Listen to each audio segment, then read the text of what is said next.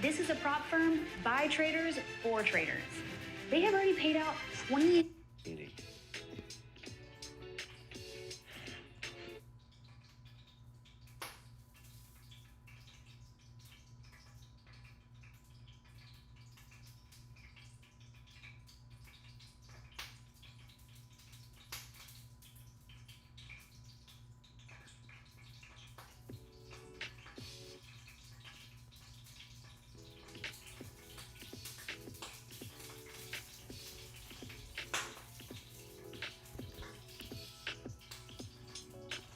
One minute here.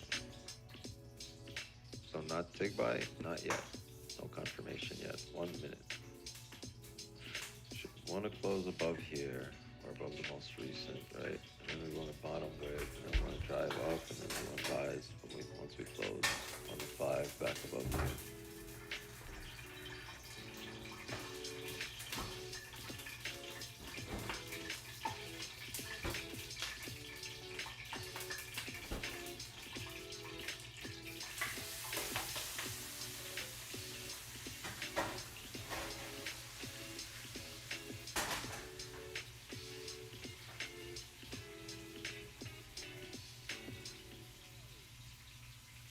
It's already 10, yeah. This is our end of stream closure. We ranged them, it broke out, but we didn't have confirmations yet. Right. What happened? That 15 closed no top wick, and the next 15 thought it was gonna drive. Nope. Go down. Ooh, barely a bottom wick here too, so this isn't bad.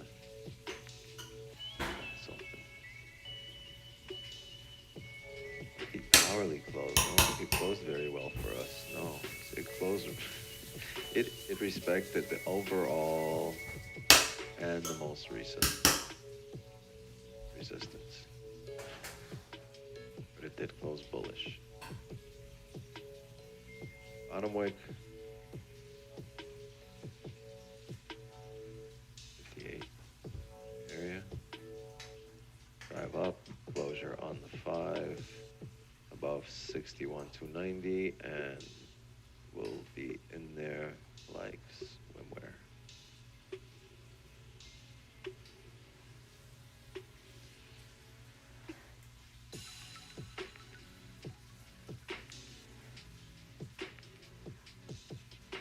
So you change your R1 to up at the new resistance, so whenever the new resistance support form, the R1 changes yes to the next one.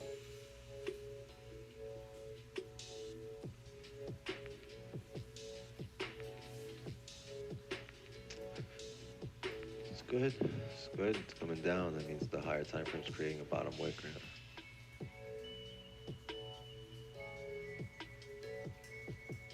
Ooh, this 4-hour flips. Flippity pippity. It's gonna be a serious London session.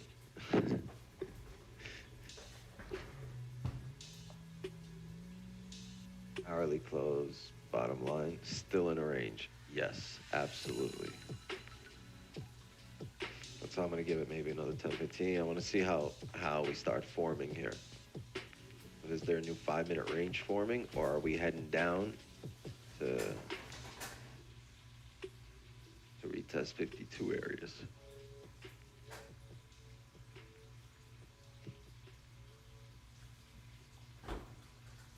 5.9's a key level.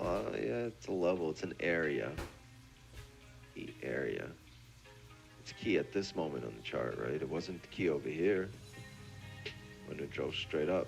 It wasn't key here. Now they're just driving straight through it, right? So it used to be key, but now it ain't that key. Because, like, just like every area, they tend to clear out and a range tends to form there.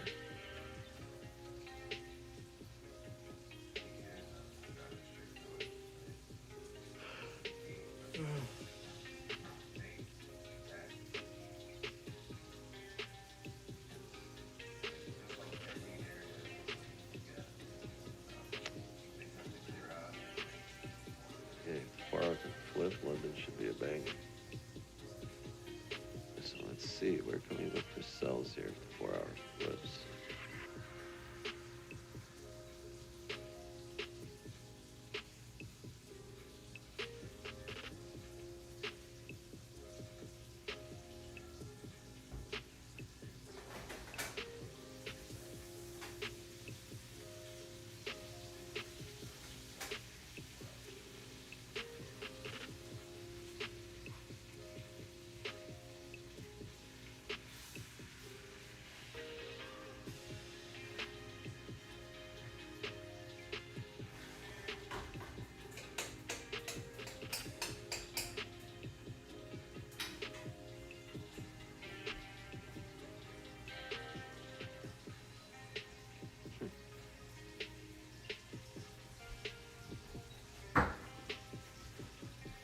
Based on the 1-hour holding here, like what if we were gonna drive up, why would the 1-hour be all the way at 1962 and come back and close below resistance at 59, right? In the last few minutes, just 30 pips back down.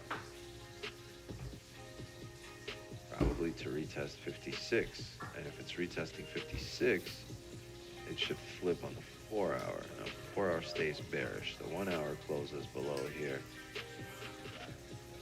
at 11, get a top wick, actually even sooner.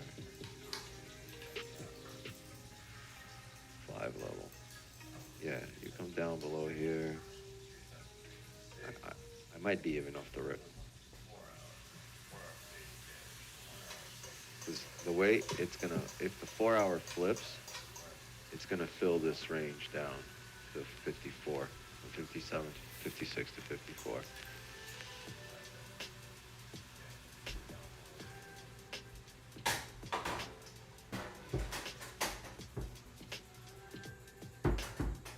Let's see.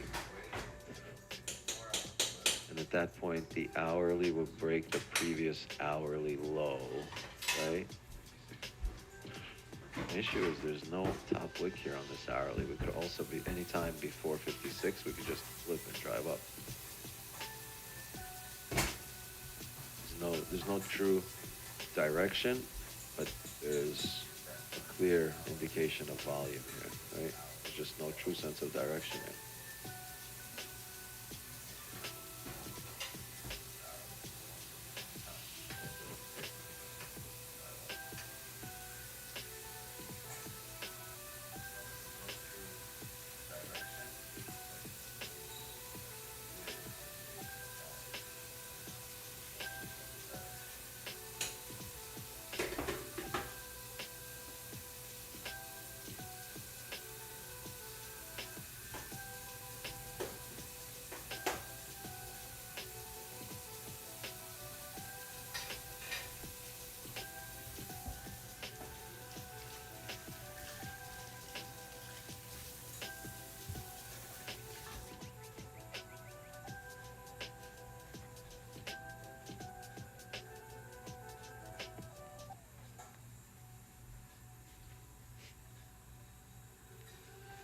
Huge 20 pip volume. I'm not saying it's huge volume. I'm telling you we have some volume. That means we just drove up outside of this most recent range, and we're back into it, driving past it. If we flip on the 4-hour, that's pretty good liquidity grab on the 4-hour. Break all the highs and continue down. Not talking about. It's just, what would it be then? It would be a 52 pip liquidity grab on the 4-hour. You've been here for 20 pips of it.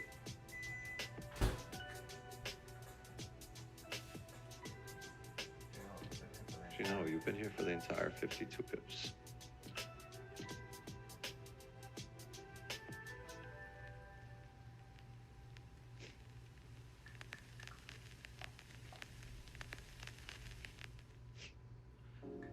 If we continue bearish, 15 closure was proper.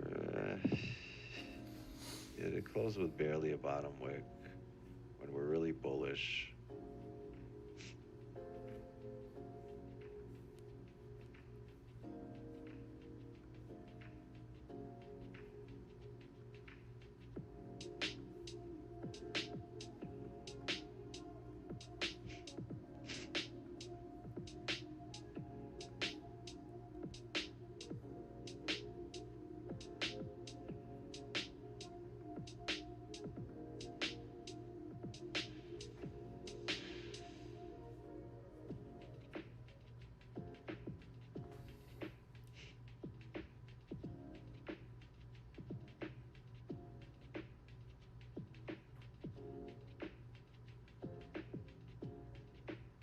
interesting question. It would be if we flip bearish here, it would be above the 4-hour high. It would be over here. It would be above this high.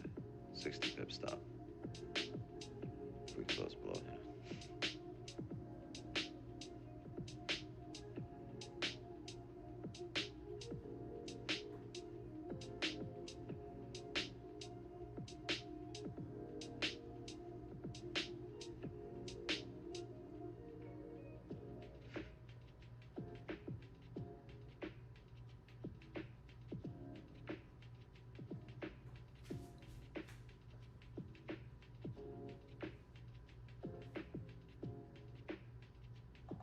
Will we flip on the hourly to drive up? Or will we flip on the 4-hour to drive down? That is the question.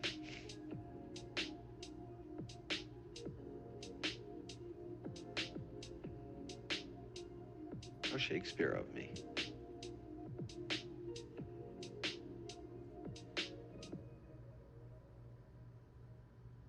Is the quality of the stream looks bad, or this is my eyes? Don't believe your lying eyes. The quality on stream is immaculate.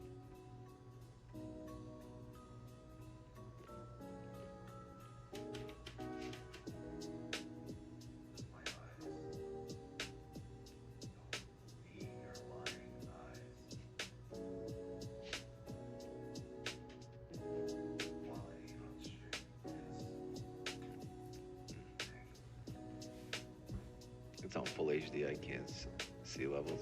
It's your quality. Quality over quantity. I don't know why I said that. It had nothing to do with what you're going through. But it felt inspirational.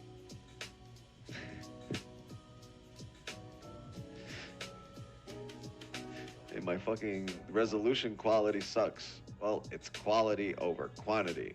Like, what? How the fuck does that help me? You ever have a friend that just give you advice that got nothing to do with what you're going through, but it's like advice? It would be good advice if for something else. Right?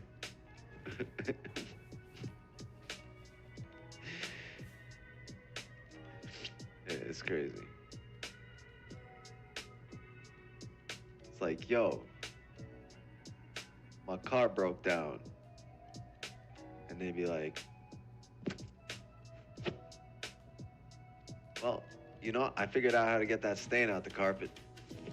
Be like, bro, no, the car. Oh, I see.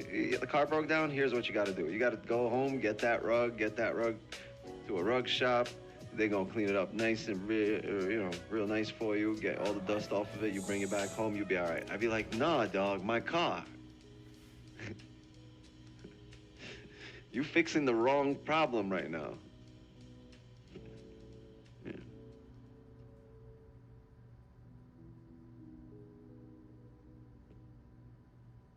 The worst.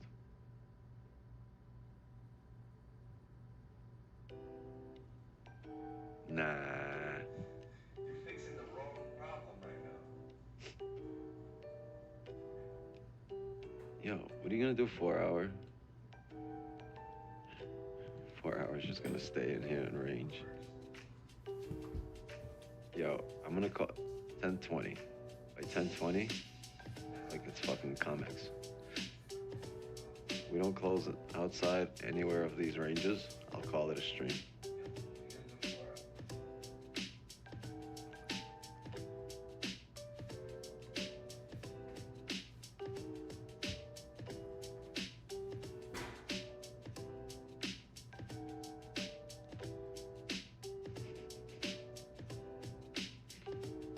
Where the money at? Somewhere under this rug.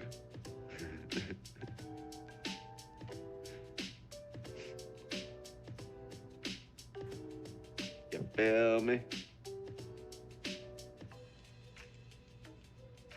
Topo Chico Margarita Hard Seltzer. Always refreshing, always diferente. power didn't flip here. It's a nice bottom wick here to 5-8 areas like we wanted earlier. The hourly flips bullish. Starts filling the wick up.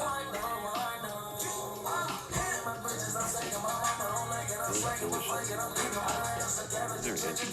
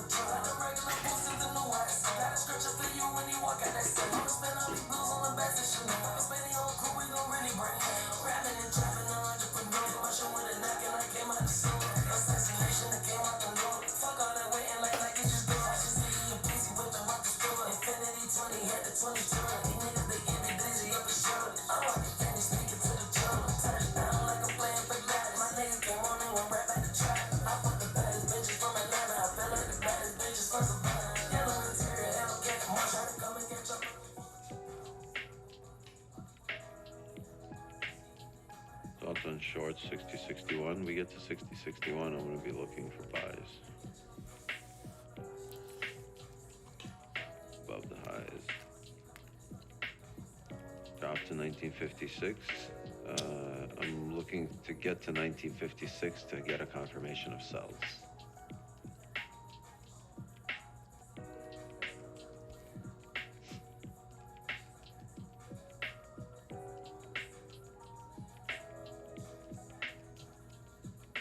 Later, Musa.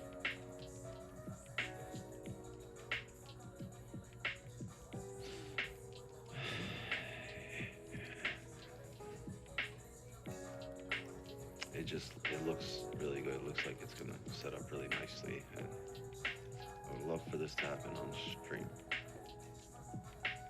Either way it goes.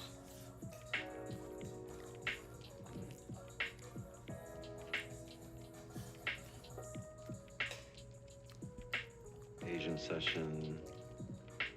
What? Blow your nose, sleep, cry. Nah. That ain't the Asian session. Yo ass needs a NyQuil.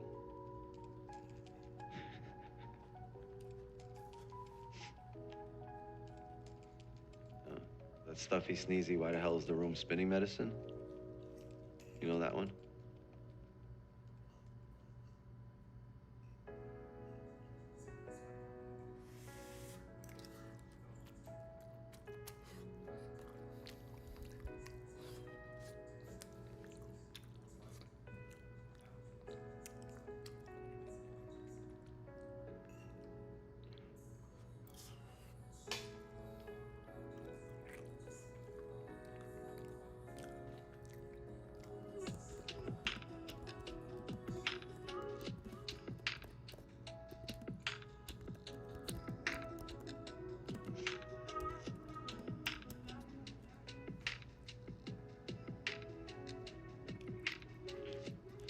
Kind of drag today.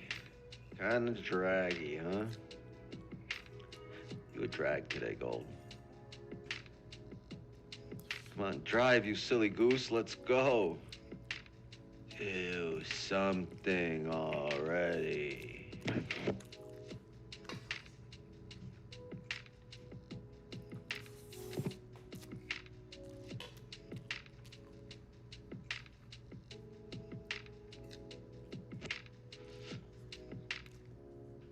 Yeah.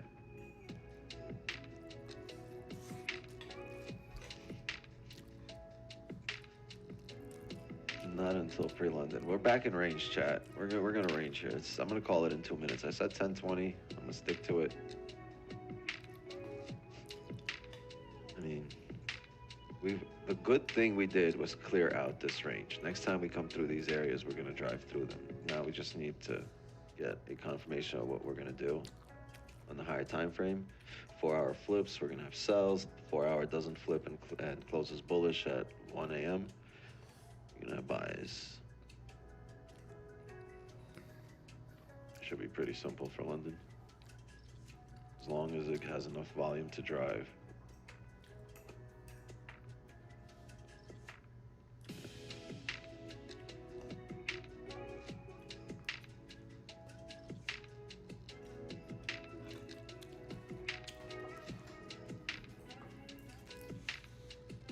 Should range around here to the next catalyst. But I think that's it. We're gonna call it a stream here, guys. It's been a draggy session, but kind of the range or the pullback before the London NY drive. It's fine.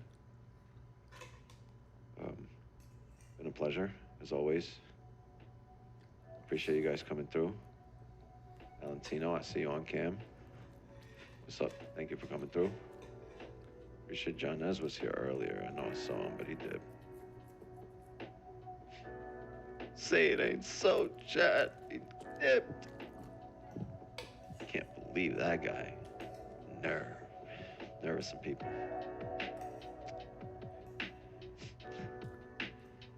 Hope he's not like that. All right, yo, chat, I appreciate all of you for coming through. Drop a like, sub to the channel. Tomorrow, 8 p.m. Eastern, do not show up. It's Friday. Go enjoy your Friday. Do not show up here, because that's Asian session Saturday morning, right? So I'm gonna be back Monday. Oh, remember, there's probably no stream on Monday. So okay, let's start over. Tomorrow, 6:30 a.m. Eastern, on Donvo's stream, we're gonna be live. Last session of the week for the New York session until probably Tuesday, because Monday is a bank holiday. And guess what? It's not a bank holiday in Asia, so we're gonna be live on Monday, 8 p.m. Eastern. Probably the first session you're gonna see next week is gonna be the Asian session. And we're also gonna be live on Sunday for the private. Oh, I'm sorry, no. This Sunday, I'm gonna skip this Sunday. There's no private session this Sunday. Go join Wix's table anyway. I'm gonna make it up sometime throughout the week, like we did last time. So last time I missed the Sunday session. We made it up on a Wednesday London, and we caught some W's in London, right? So we're probably gonna do that again someday this week. I'll make up the Sunday session because it's Father's Day, right? And I'm gonna spend Father's Day with my kids. So it's more like Children's Day or Kids Day, right? But it's Father's Day, so Sunday I'm gonna be with the fam, with the kids. And tomorrow I'll see you guys on downstream, but we'll make it up. Remind me on Monday, guys, that I gotta make up the Sunday session, and we'll make it up we'll do a private London session stream sometime this week. Just everyone at Wix's table.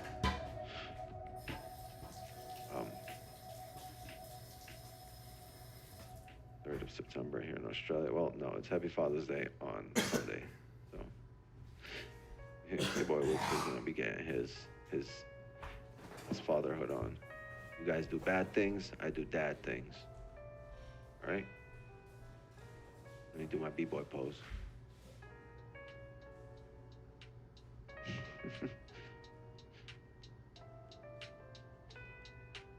There you go. All right.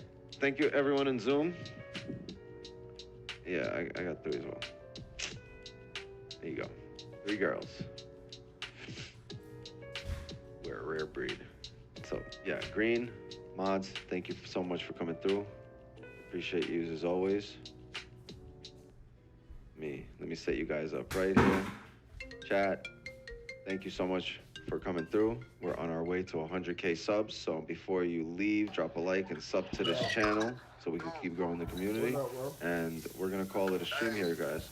All right, thank you for showing up. What's good? Every single one of you. Look, these levels are still valid.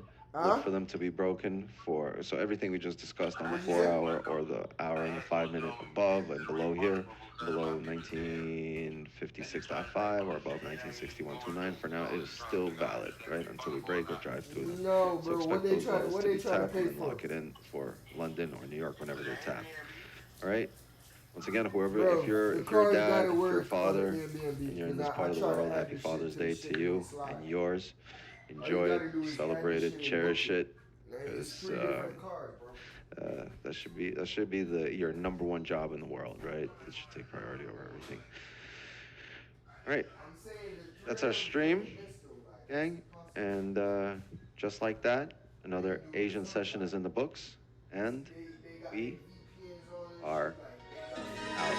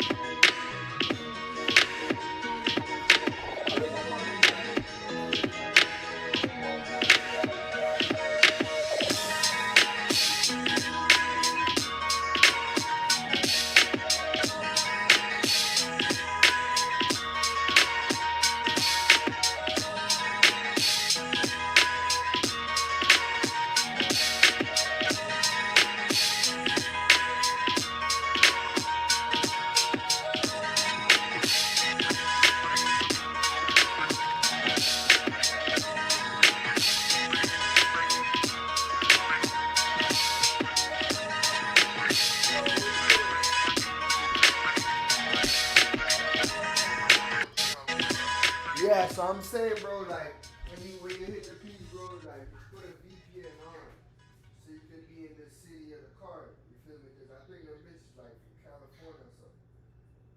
So credit card is not gonna go through if we're in Florida trying to use a California card. You feel me? Like it's not. Yeah, so put a VPN on, bro, and try that shit.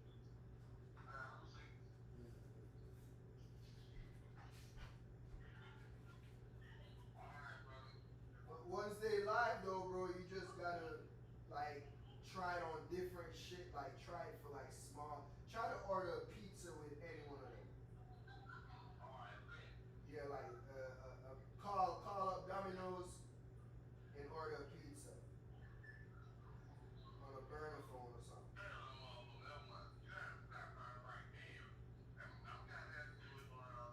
Yeah, it's a whole lot of way you can check the shit, bro.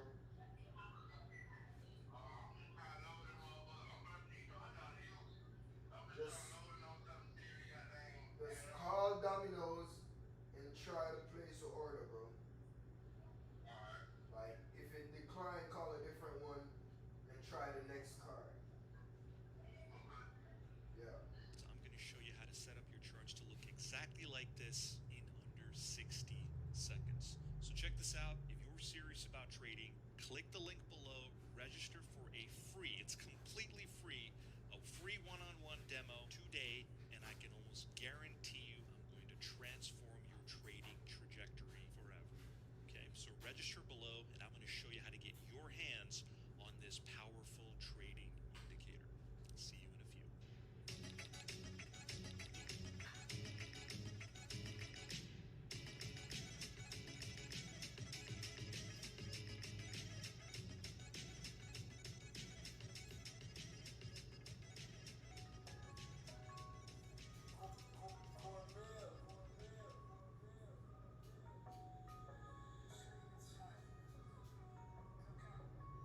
Social media are not the future of your customer care. They are already the heart of it. The Boyon Cat. Perfect social media manager.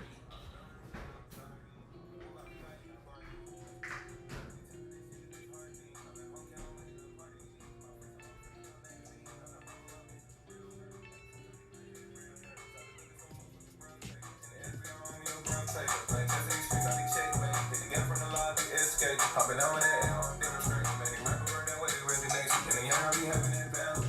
Asian, but I can trust it. On fire, I don't have no option. On some better shit, I be cheating. Got a black, I ain't talking about equal. I ain't crossing my dog for no bitch. Niggas, I got no more, but no sense. Better get you some money and confidence. Better get you some motherfucking common sense. Shawty bad as hell, I gave a compliment. Only fuck with the strongest alliance then. If you fuck with a circle, you tied in. When you come to my trap, better sign in. Nigga, come tryna rock, we gon' off him. Nigga, low when I go, I don't drop a gel. Got a fetish for ice, so I rock gems. For that lyrical shit, I'm not rock him. Every day we go shootin', we dangerous men. All these gloves, she give me a sponsorship. If I see it, then like I don't copy it. Got my little way that she be jumping. Got my little way that ain't no pussy still. I'ma put it in shit till I vinegar. Got a registered block that's a legal kill. Plus I'm having them money for dirty kills. Had a flex back on them back from seal. Feeling like them on 100 vehicles. Got time to wanna go stars. Big bitch ain't gon' find me torn. When you tryna run out of the party. I can say no, I'm not a Clark. Gotta run in the brain like I'm Arden. Cover nigga while I push the car. I'm running the bed on the starting. I was give me a sponsorship. Put the team on my back like Giannis did. I be mixing that link with all kind of shit. I was hiding the work in my mama crib. Lil' mama told me she proud of me. Now when we fuck, it's a product kid. You might not never get trust from me. Fuck it, just give me your honesty. Girl, don't you pull out your wallet, we slaying them collars, we flipping Rodeo, I'm fucking up things, investing in house and bought me some watch. My chain was $1 and rest of my college. I tell this lame man, don't you ever call my phone and never try to mention Trish again. Tell my bitch that I never sip again. Fell love, now nigga rich again. Fuck the same with the top bitch, I'm pretty pushing food, but I ain't got a kitchen. I done fuck with that, so I was on the mission. I'm paying Malibu on my 6. I put it in parties, I put it in parties, they around with killers, they think it's retarded. Paying back for the pictures like a heart. Top dog, head to the top, track. We got time if you wanna go stars. Little bitch ain't gon' find me torn. We be tryna house in the party. I can say no, I'm not my Clark. Gotta run in the brain like I'm Arden. Cover nigga while I push the car. I'm running the bed on the starting. What about me laying that barking?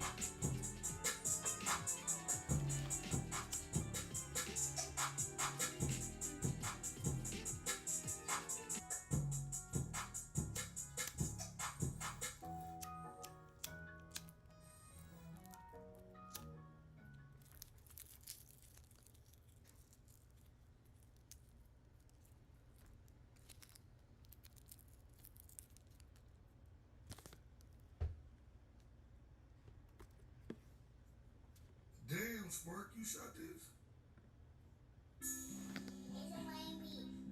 What up, Wayne?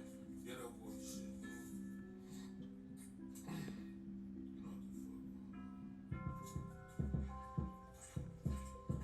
Yeah, we sipping real hot tech. This a 41 millimeter. Niggas petty buying ones pouring milliliters. I got a zipper dog stronger than some skillet cleaners. I ain't got time to box with you, I be killing people. Take a nigga life without asking, I be stealing people. I can fuck a big sister raw, bet she still heated. I got an OK longer than little people. This pint ready to turn brown on me, I'm still gon' drink it. You can't be saying ghetto boys if you ain't right peas. I'm finna go on liver noise and serve these white people. By myself in a 550, I don't like people. I'm a popular if you try me, I just told you I don't fight people. If the pussy smell good, then I might eat it. Hurry up and grab this pint for me, bro, I might drink it. Finna buy a 42 dweller and let Mike hit your block with a K with the scope called the sightseeing. I don't think I'm from this planet, I'm an astronaut. I throw my whole career away, bro, pass the Glock. If you see me with Lou, I was probably grabbing one. Deuce in a 20 ounce Sprite and pouring half the pop. I was just posted on Fenton with a bag of rocks. Now I wake up in the morning bored, I might go grab a water. A-Rab will pay the eye for these, you don't have to shit. You can still die, nigga, I don't care how many straps you got. I just made a lot of money, then I got bored and no. I'm not rich yet, but I'm not poor. Stop talking about you sliding them sons, you did not score. 5 niggas tried to jump on me, I shot 4.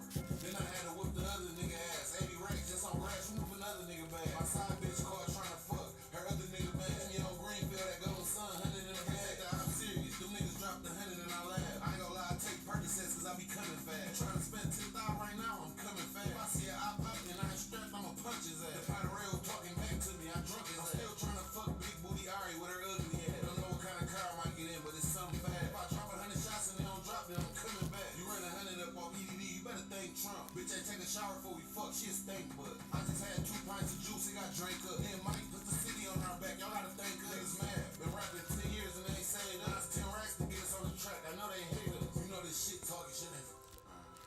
this shit.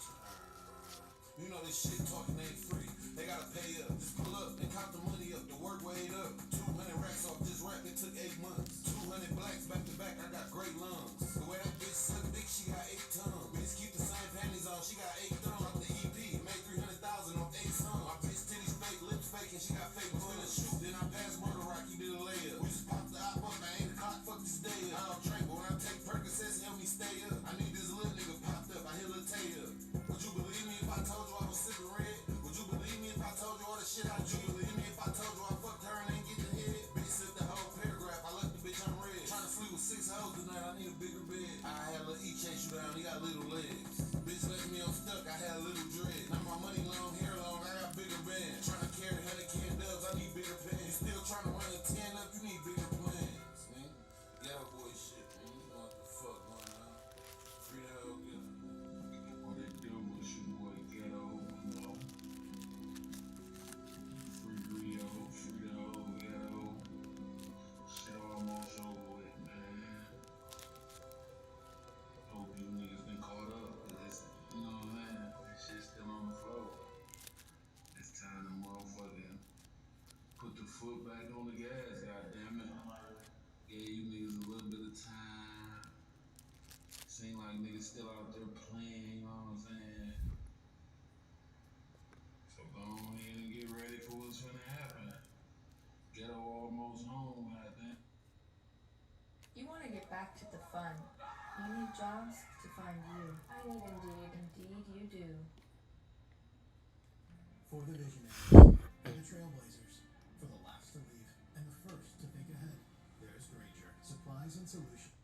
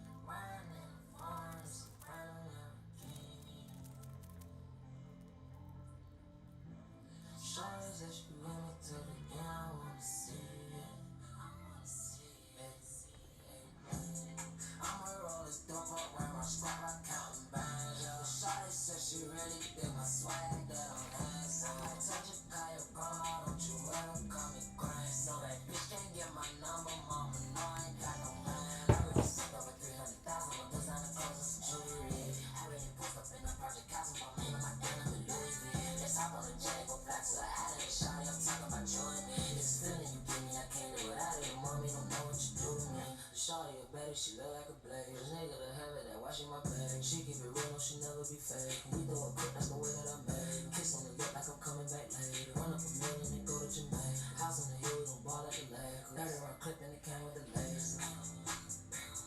Hit 'em with them rubber bands, yeah. I might get my youngin' 50,000, hit your man's up. I gave her my heart, and she held it for ransom. Gucci, Ferry, God, Ferry, Bama, blue bandana. I just wanna post some more codeine in my fan.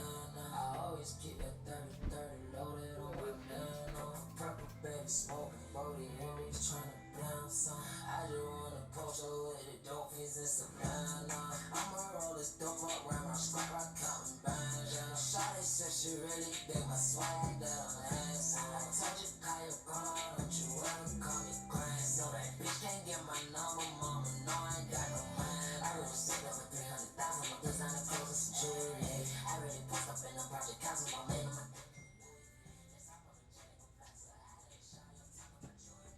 feeling you give me, I can't do without it. The mommy don't know what you do to me. Damn, they just hitting that shit. Oh God. You see that shit?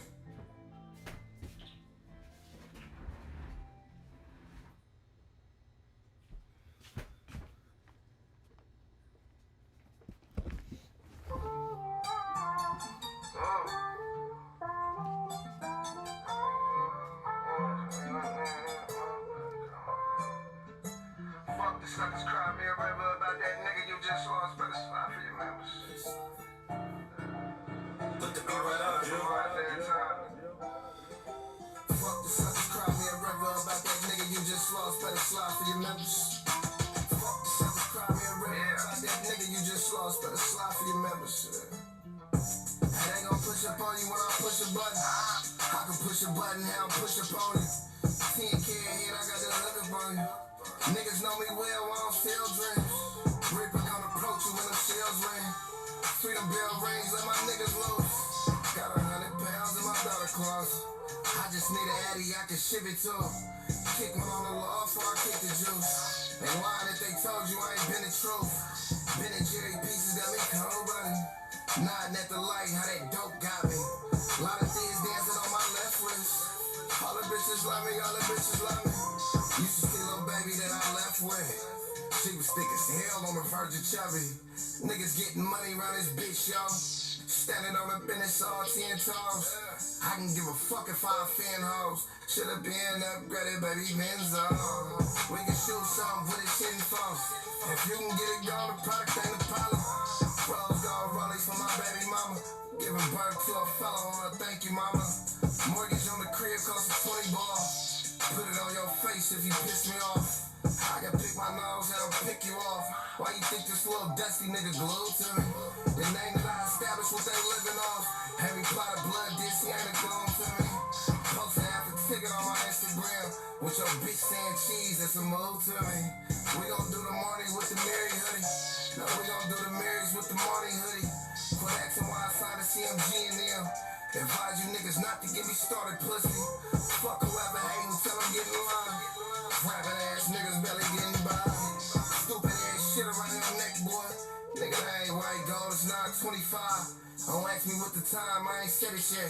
Better yet, I only body cause this bitch hitting. So compare me to that nigga at your booty bag. Me and dog is not the same, it's a big difference. 911 turbo with the stick shifter. Having paid like Luke Graham and the big shifters. The hatred ain't surprising, niggas been bitter. Gangsta party in the building once a click in it. I don't be on Twitter, too much time for me. Jeweler call said he got that Joey Biden for me. Nuki presidential, it's the 41. Wire transfer been submitted, so you know what's up. Oh, you yellow taping shit, she ain't the only one. I ever slid on your behalf, then you owe me one. I don't play with niggas, rather play with M's. But it never put the money over membership. This shit accessible to those under HGM. It's artificial in my eyes if you don't benefit. Jerome on the beach, still my brother. I never supposed to fall out over 10%.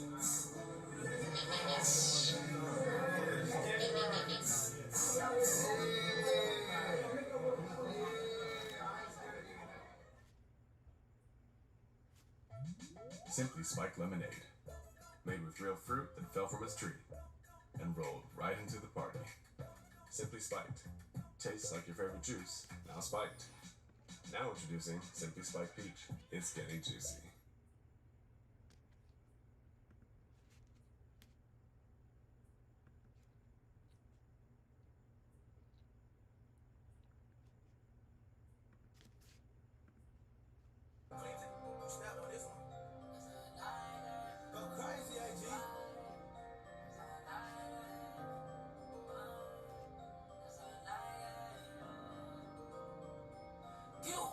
The shawty exotic. 32,000 I spent on facade. When I first hit that dick, it was all about the money. If you have my kid, I'ma fix up your body. No more on the private, the doctor Miami. Extension cord, that is stuck in my planning. I run up more in the pandemic. Got this shit off the floor, ain't no handout. When I hopped out the Porsche, had them bands out. Made her get an abortion, she banned out. Mama look at your boy, he a man now. When he jumped off the Porsche, now he's man down. When the yellow came in, it was tan burn. Used to think that I can't, but I can now. I just got to the bank with the bands now. By the hundred, they changed the brand now.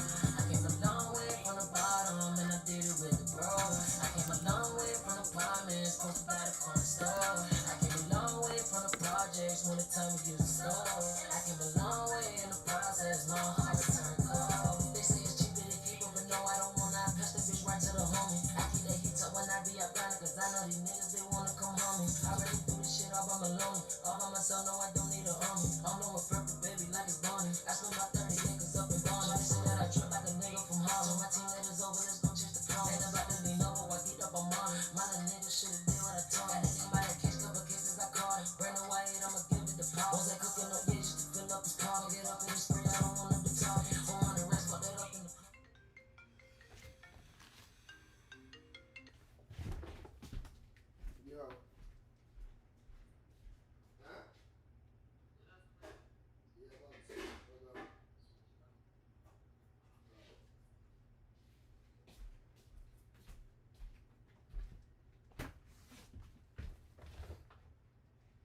got my back. Damn, Cleveland, you snap on this one. Go crazy, AG.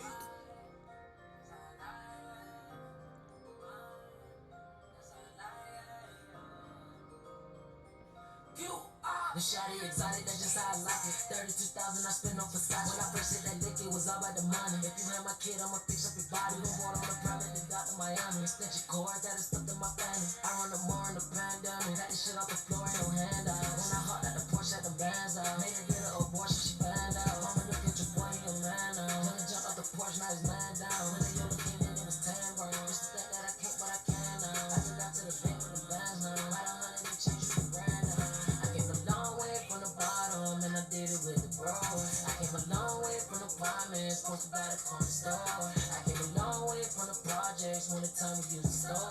I came a long way in the process, no hard to turn cold. They say it's cheaper to keep it, but no, I don't wanna. I pass the bitch right to the homie. I keep that heat up when I be out grinding, cause I know these niggas, they wanna come home. I already do this shit all by my lonely. All by myself, no, I don't need a homie. I'm doing purple, baby, like it's Bonnie. I spent my 30 acres up in Bonnie. They say that I trip like a nigga from Harlem. My team that is over, let's go chase the call. Ain't about to lean over, I get up on money. My little nigga should've did what I told. I didn't mind that case, couple cases I caught. Brand new white, I'ma give it the power. Was I cooking up, yeah, just to fill up his car. Get up in the spring, I don't want to talk. Home on the rest, fuck that up in the club. I know she got my back now.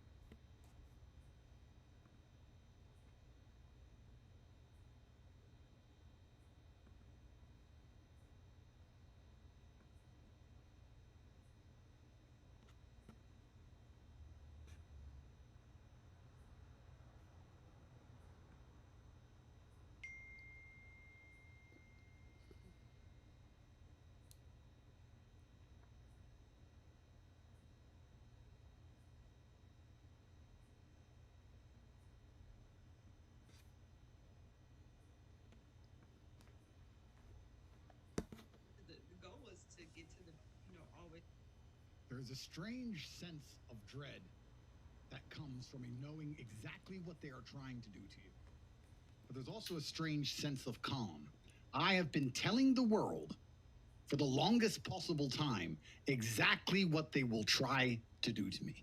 I nailed it to the letter. I told all of you in advance. I saw the future and I was not wrong. What they are doing to me, they will do to absolutely anybody with an opinion.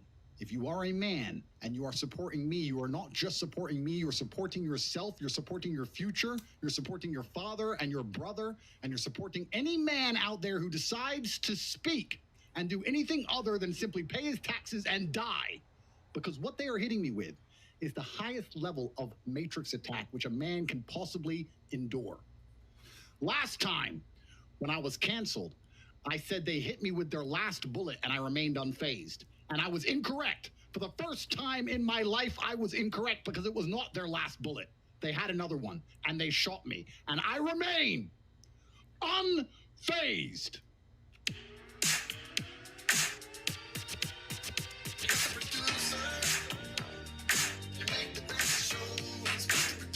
We were saying there will be a day that comes, even if we're 85 years old, where an emergency meeting will take place again. Even if we're 85, 86, unless they kill us, it will happen. And now it's happening today. We literally had that conversation surrounded by cockroaches in a Romanian jail cell. Do you realize we have 350,000 people watching us live? Good, because these are 350,000 people who are interested in the truth. And let me make something very clear to the world before we begin. We have to be very careful because the case is still open. We're within the jurisdiction of Romania, and we must pay respect to the Romanian authorities so we do not get hauled back to jail. However, we must also pay respect to God and be truthful and do not lie and say as much as we can possibly say and tell the truth as much as we can possibly tell. We understand a lot of you are very curious about what happened to us, and we're going to do our best to outline why what happened. But before we do that, let's talk about how the Matrix is breaking in real time. When I sat in the jail cell, I spent most of my time gathering my chi. If you're sitting at home and you don't know what that means, it means you haven't got any chi. But I have chi. I can gather power and save it. Like a squirrel can save nuts. I can save power inside of my muscles, knowing that in future I will need it to destroy my enemies. I was gathering chi because I had all the time in the world, understanding that this battle for truth has just begun. It is truly good against evil. And before anyone asks which side I'm on, if you are telling the truth and you are worshiping God, you are always on the side of good. The people who are against us are simply lying. They are simply lying. And I believe on a long enough time frame with God on our side, the truth will come out. Now, we're going to say as much as we can today, but we can't say everything. But the Matrix is breaking. I remember when we got canceled. What did I say? I said to the Matrix, what did I warned them. You went too far with me. You may laugh at me now, but you've gone too far. YouTube, you think you have a monopoly? You think you can control the information? Well, you are wrong, and cutting me, axing me, banning me was the final straw. It was the final straw. That's what you said. And people laughed at you. People sat in a YouTube executive office, people at Meta, and sat around and laughed and said, that's the last we're going to see of this guy. And here we are. May God help you. May God help you. Here we still are. Because we're here to tell the truth. So let's begin with the things everybody wants to talk about. This case, which we can't really discuss. We cannot discuss the case because the case is ongoing. But you have to understand that everything is printed by Lucy and her friends is a lie. Yesterday, we were at DCOT's office, and 5 of the charges were removed. Yeah, no matter what the Matrix says, yesterday, when they changed the status of your case file, they have to call you to the offices at DCOT. So, I was looking at 6 counts of human trafficking. I went there yesterday. I didn't quite understand why I was going there. I didn't know if I was going to go back to jail. I didn't know what they intended to do. And when I left the building, I was facing 1 count of human trafficking. So that's yesterday summed up as a whole. I don't know where the other 5 counts went. I don't know why they were around for so long before they disappeared. 14 months? I don't know. But I do know that I'm now facing 1 count of human trafficking as opposed to 6 counts of human trafficking.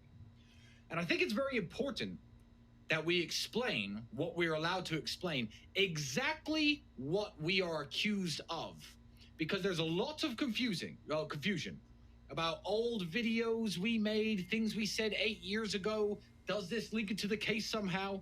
I'm going to tell you what we are accused of, and I'm allowed to talk about this because it was on my arrest documents. Here is the official story. In 2021, 2 years ago, my brother and I formed an organized criminal gang with the intent of moving women to Romania so we could steal money from their TikTok accounts to enrich ourselves. I think it's very important that I tell the world this and come across explaining what we're accused of, because people are asking very normal questions, even fans of mine. Hey, Tristan, you used to run a webcam studio. I no longer run one, but yes, I used to. How is this linked into the case? That has nothing to do with the case. There is no link between what I'm currently being accused of, what I'm currently going through, and any activities I used to do with running webcam studios. Everyone who works for me has sent me letters of encouragement, emails of encouragement. I appreciate them all. I appreciate the love and support, of course. But the narrative is that I formed a criminal gang when my net worth was already over $100 million, when I was already a father to a daughter, nonetheless, when I was already a world famous individual, when I was a retired professional sportsman, when my brother was already the retired 4-time kickboxing champion of the world, with no financial motive. We allegedly formed this gang to steal money from TikTok accounts.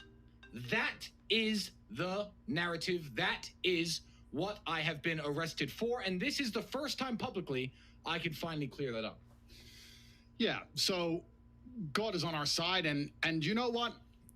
I have faith in the Romanian judicial system. So do I have faith in the system, and unfortunately, the reality is, in every country in the world, this is not an anti-Romania podcast. To make this very clear, in every country in the world, innocent people get caught up in the judicial system, and they have to prove their innocence.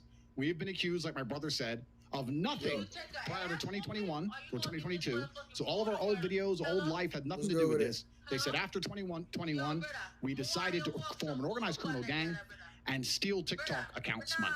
Now, I'll let everyone come to their own conclusions regarding the validity of that and our motivations for that, and if that ever happened. The plausibility of that story. That's your own The motivation. investigation is still ongoing. The investigation is still ongoing. However, we will be going to court for that reason. And I have faith in the Romanian judicial system. I want to make something very clear. We do not have a problem with Romania. We do not hate Romania. And neither should you. Romania is a country, and like all countries in the world, they are on a very large chessboard that the Matrix controls, and they are simply pieces which must be moved. Anybody who's smart enough to understand what I'm saying understands what I'm saying. And that if the Matrix decides to attack you, they can attack you in any jurisdiction on Earth. And they will attack you in your home. They will attack you where you live. They will attack you where they think they can paint the best story about you. Correct. So I do not hold any hate in my heart for the people of Romania, even the justice system of Romania or the police of Romania or anybody involved in this process. Because I believe, as famous as you are, saying the things you are saying, this would have happened if we were in England or France or Germany or Spain or the United States or most countries with a Western agenda. The country of Romania, I'll say, in fact, one of the reasons I love it here so much is because our values align with the people of Romania. Every person who has come to my house, every single person who is guarding me in jail, every policewoman, every doctor that I have. So what you know? Nah, I tell you,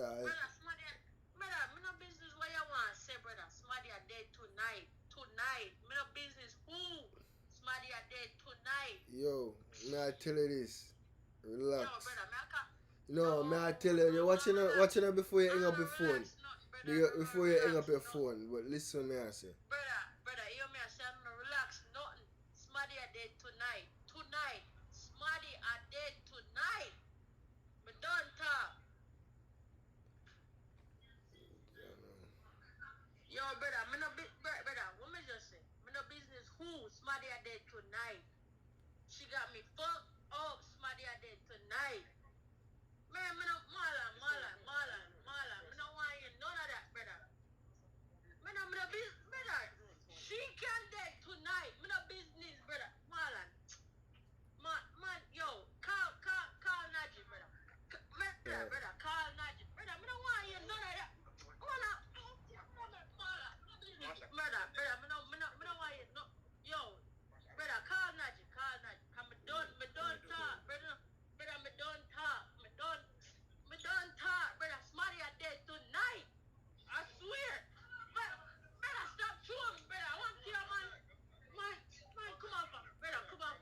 Yo, Yo, brother. yo, you know, I want to go on to you with a cousin, you know, dog. Something I go on, dog. Brother, yo, I'll not you right now. I'm dep on the phone. Brother, I don't want to hear nothing from this girl. I swear to God, me have a lick her down. Not just a lick her down. Which girl? Bro, they laughing and shit, but I can't even take that serious. Yo, bro, I'm gonna beat her. Oh, bro. Yo. Najee. Yo. Me no business, boy, but I want to see him, man. Yo, I want to see him, brother. You know, sorry, not your brother. Brother. What you say? Brother, yo. Stop bumbo claret. Brother. Man, to this, man, Najee. Bro, I act so calm and I act so cool around this motherfucker, but they don't know me for real. What happened, dog? Bro, she got me fucked up. All the way fucked up. Ooh, bruh. I'm finna beat this bitch ass right now, bro. I swear to God, she got me fucked up, bro. What happened, dog? Yo, what? She have some girl that want house and she's supposed to do. I'm Marshall like her, so Marshall want fight her. She a Marshall friend want kill herself and be a fucker, brother. And brother, I'm not telling you to go back. Brother, you don't want to live, brother. You don't want to call beer. Brother, you don't call beer people, brother. Brother, beer people you don't call, brother. So Marshall have a license for you.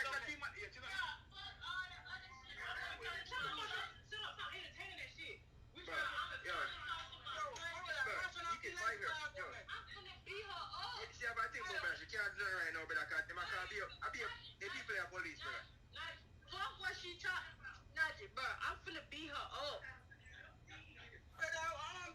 Yo, this. She got me fucked up, Bro, just relax. If you're not, bro, listen what I'm saying, bro. If you're not going, if your shit lights, bro, you're not gonna shoot that bitch. Just lift up off the block, go chill, bro. She be doing some weird shit the whole fucking week. The whole 2 weeks, I've been letting her go. Cause that's not who I am. You feel me? I chill, I have fun. But she steady doing weird shit. And now she trying to do weird shit. She keep doing weird shit. That shit ain't. Man, fuck that, bro. I'm not with that weird shit, bro. I'm not.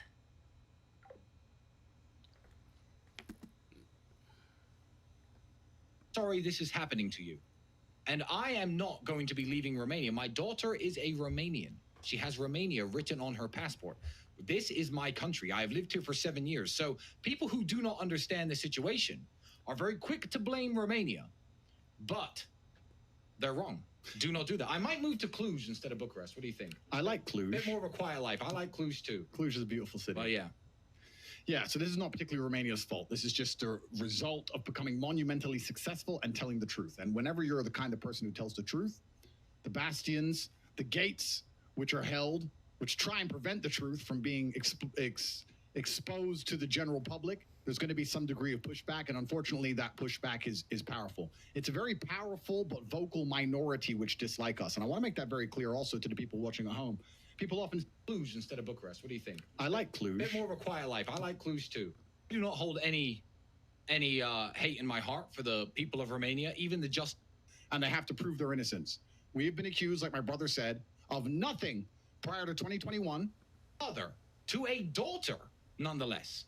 When I was already a world famous individual, when I was a retired professional sportsman, when my brother was already the retired 4-time kickboxing champion of the world, with no financial motive, we allegedly formed this gang to steal money from TikTok accounts.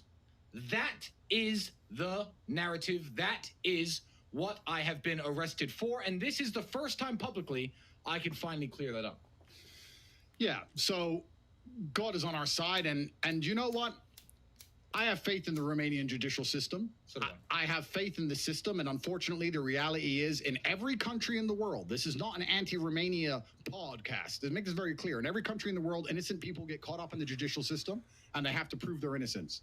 We have been accused, like my brother said, of nothing prior to 2021 or 2022. So all of our old videos, old life had nothing to do with this. They said after 2021, we decided to form an organized criminal gang and steal TikTok accounts' money.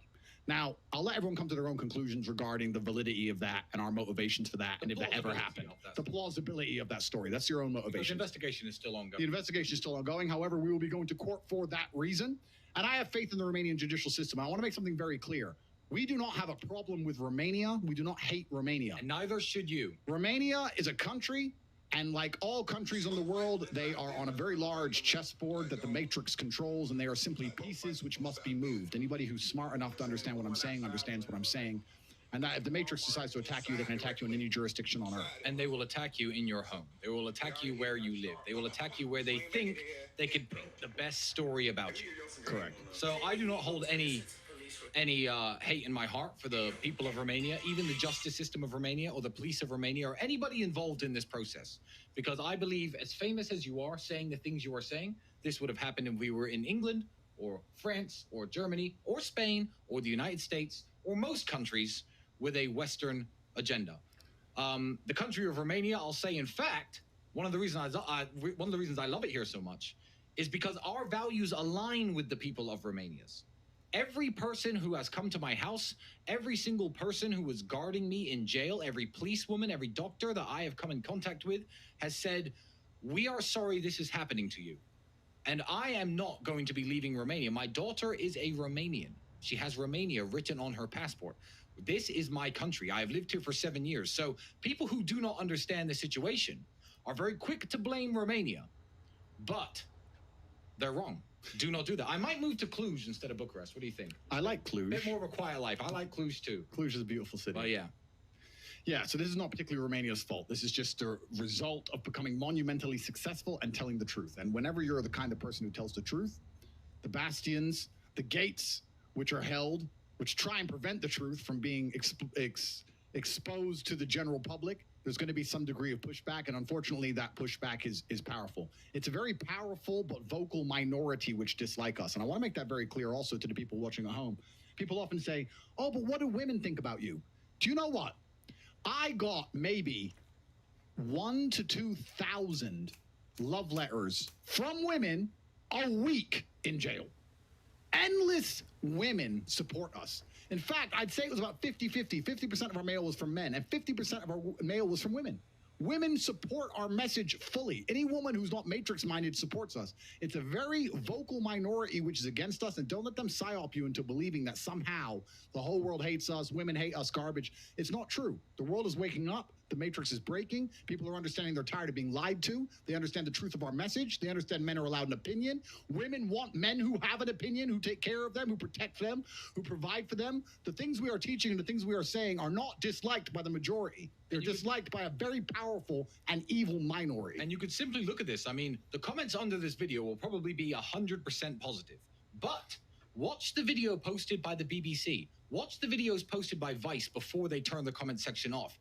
Well, almost 100% of the comments are in defense of us, criticism of the mainstream media, letting the reporters know, because they haven't done their research, the truth of our message. I think last time I checked the BBC interview, it had 82,000 comments, and I couldn't find one that was against us. They can tell you we are bad people again and again and again, but nobody believes them anymore. Nobody believes them anymore, and people know the truth. Good people are here, sitting right here. And that's the problem. That's our fear. That's our remaining fear. And I'll make something very clear, because I predict the future like I always have. And I'm in a very precarious and dangerous situation with my brother here, because they are using their primary weapon, which is deception and lies, and it continues to fail, which makes me concerned as for what they're going to attempt to try next. All we can do is tell the truth. All we can do is encourage you to tell the truth. We do not encourage anybody to do anything violent or crazy. All we want is for people to have open and honest discourse and tell the truth about our message and stick to the truth of God. That is all we are here to do, and that's all we ask for our supporters as well. Right. Can I ask you a question? Sure. Off the topic. I know we were going to do a very serious emergency meeting We weren't going to joke around. We weren't going to laugh around. But why on earth are you literally dressed the same as you dressed in prison for our first emergency meeting back? You said, wear your finest suit. I have a tie, a pocket square. Why on earth are you wearing a pair of shorts?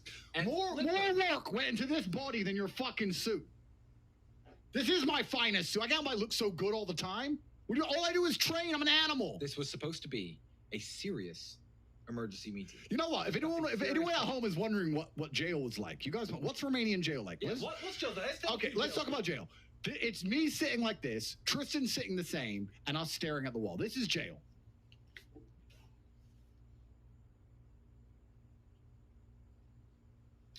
If you'd like to know how fast you go crazy in jail, by yourself, because I was by myself sometimes, or with some random Romanians. But let's take the days that we had together. Take a friend of yours. Go to your bathroom. Put all phones and electronics outside and sit in your bathroom. You're allowed one iPad, very small, at the end of the bathroom, and you can only watch television in languages you don't understand. That's what jail is like. I know people think we're going to go into jail and come out with all sorts of cool stories, but the months and months and months that we have feel compressed into nothing at all because there were no events to break up your day. Jail was hard. I want to make something clear to everyone watching at home. The jail was actually very difficult. Well, Romanian jail is no picnic. I'm sure people at home can understand that Romanian jail is not a 5-star resort. God blessed us with a very difficult challenge. He put us in an extremely complicated escape room, which took 3 months for us to eventually emerge from. I would say the day we found out we were being released was one of the best days of my life. That's absolutely not really true. Jail was extremely difficult. But like I said with PBD, and I want to stick by this, the things that are most important in jail are physical power so that you're not bullied by anybody else, and mental strength so you're not bullied by your own mind, because those are your only two enemies in the world. And jail is basically like a condensed, hypersensitive version of life. If you get angry in real life, you'll get very angry in jail. If you get a little bit sad in real life, you'll get very sad in jail. Everything is condensed and pressurized. Mm-hmm. So if you have problems with your mind and problems controlling your thoughts in the real world, you're going to have huge problems in jail. If you get picked on in the real world, you're going to get really picked on in jail. It's like condensed life. So you have to make sure you have control of these things. And that's why, in many ways, I guess, we've always been preparing for jail, not because we believe we're going to go to jail, but because we understand that we always have to be the kind of people who can handle all of life's adversaries and all of life's trials and tribulations, and we understand that God is going to give them to us. And when I was in jail, if depression was a real thing, I would have absolutely not been depressed. But luckily for me, I don't believe in depression, so I couldn't possibly be depressed. So all you have to do is sit there, gather your chi, do Aikido, smoke cigarettes, and watch the time go by. And we had no idea how long we were going to be in there for, but that was the hard part. That was the hardest part. But you know what, Tristan? We're not in jail right now. We are not in jail right now. And I told you, shake my hand. We will be sitting at the emergency meeting desk one of these days, back in January, back in February, back in March, staring at those walls. And here we are. We're not in jail. And you know what? Regardless of how this plays out, how the Matrix attacks us, or whatever God's plans are for us, or what lessons he believes we need to learn, if God decides I have to go back to the dungeon and wake up with cockroaches on my face, and I respect God enough to go and do that honorably, and I will pray to him just the same. God decides Allah is the best of planners, but if he decides I have to go back to jail and I could choose one person to go to jail with, I would like to go to jail with you, because you're an excellent jailmate. And I want you to know that as long as you and I are together, I don't fear jail. Yeah, I don't fear jail either. If they send you back, they better send me back. We're a team, and as long as we're on the same team, we're always happy. So I want the whole But keep in mind, all of my fans and everybody listening, at the stage we're at now, even I can't tell you what the evidence is against me, why they think I ran a TikTok stealing gang. I can't tell you what the evidence is in the file or who's saying what. I really can't. But I can tell you this. If they send me back to jail, the evidence has to be made public. So Tristan's guilty. He's going to jail. If you see that on the news, your first question should be, wonderful. Now I could see what the evidence against him was. Show me. And they have to show their cards at that point. So if I go back to jail, or if I don't go back to jail, as I said, I trust the Romanian justice system, but you know, there are miscarriages in justice in every single country in the world.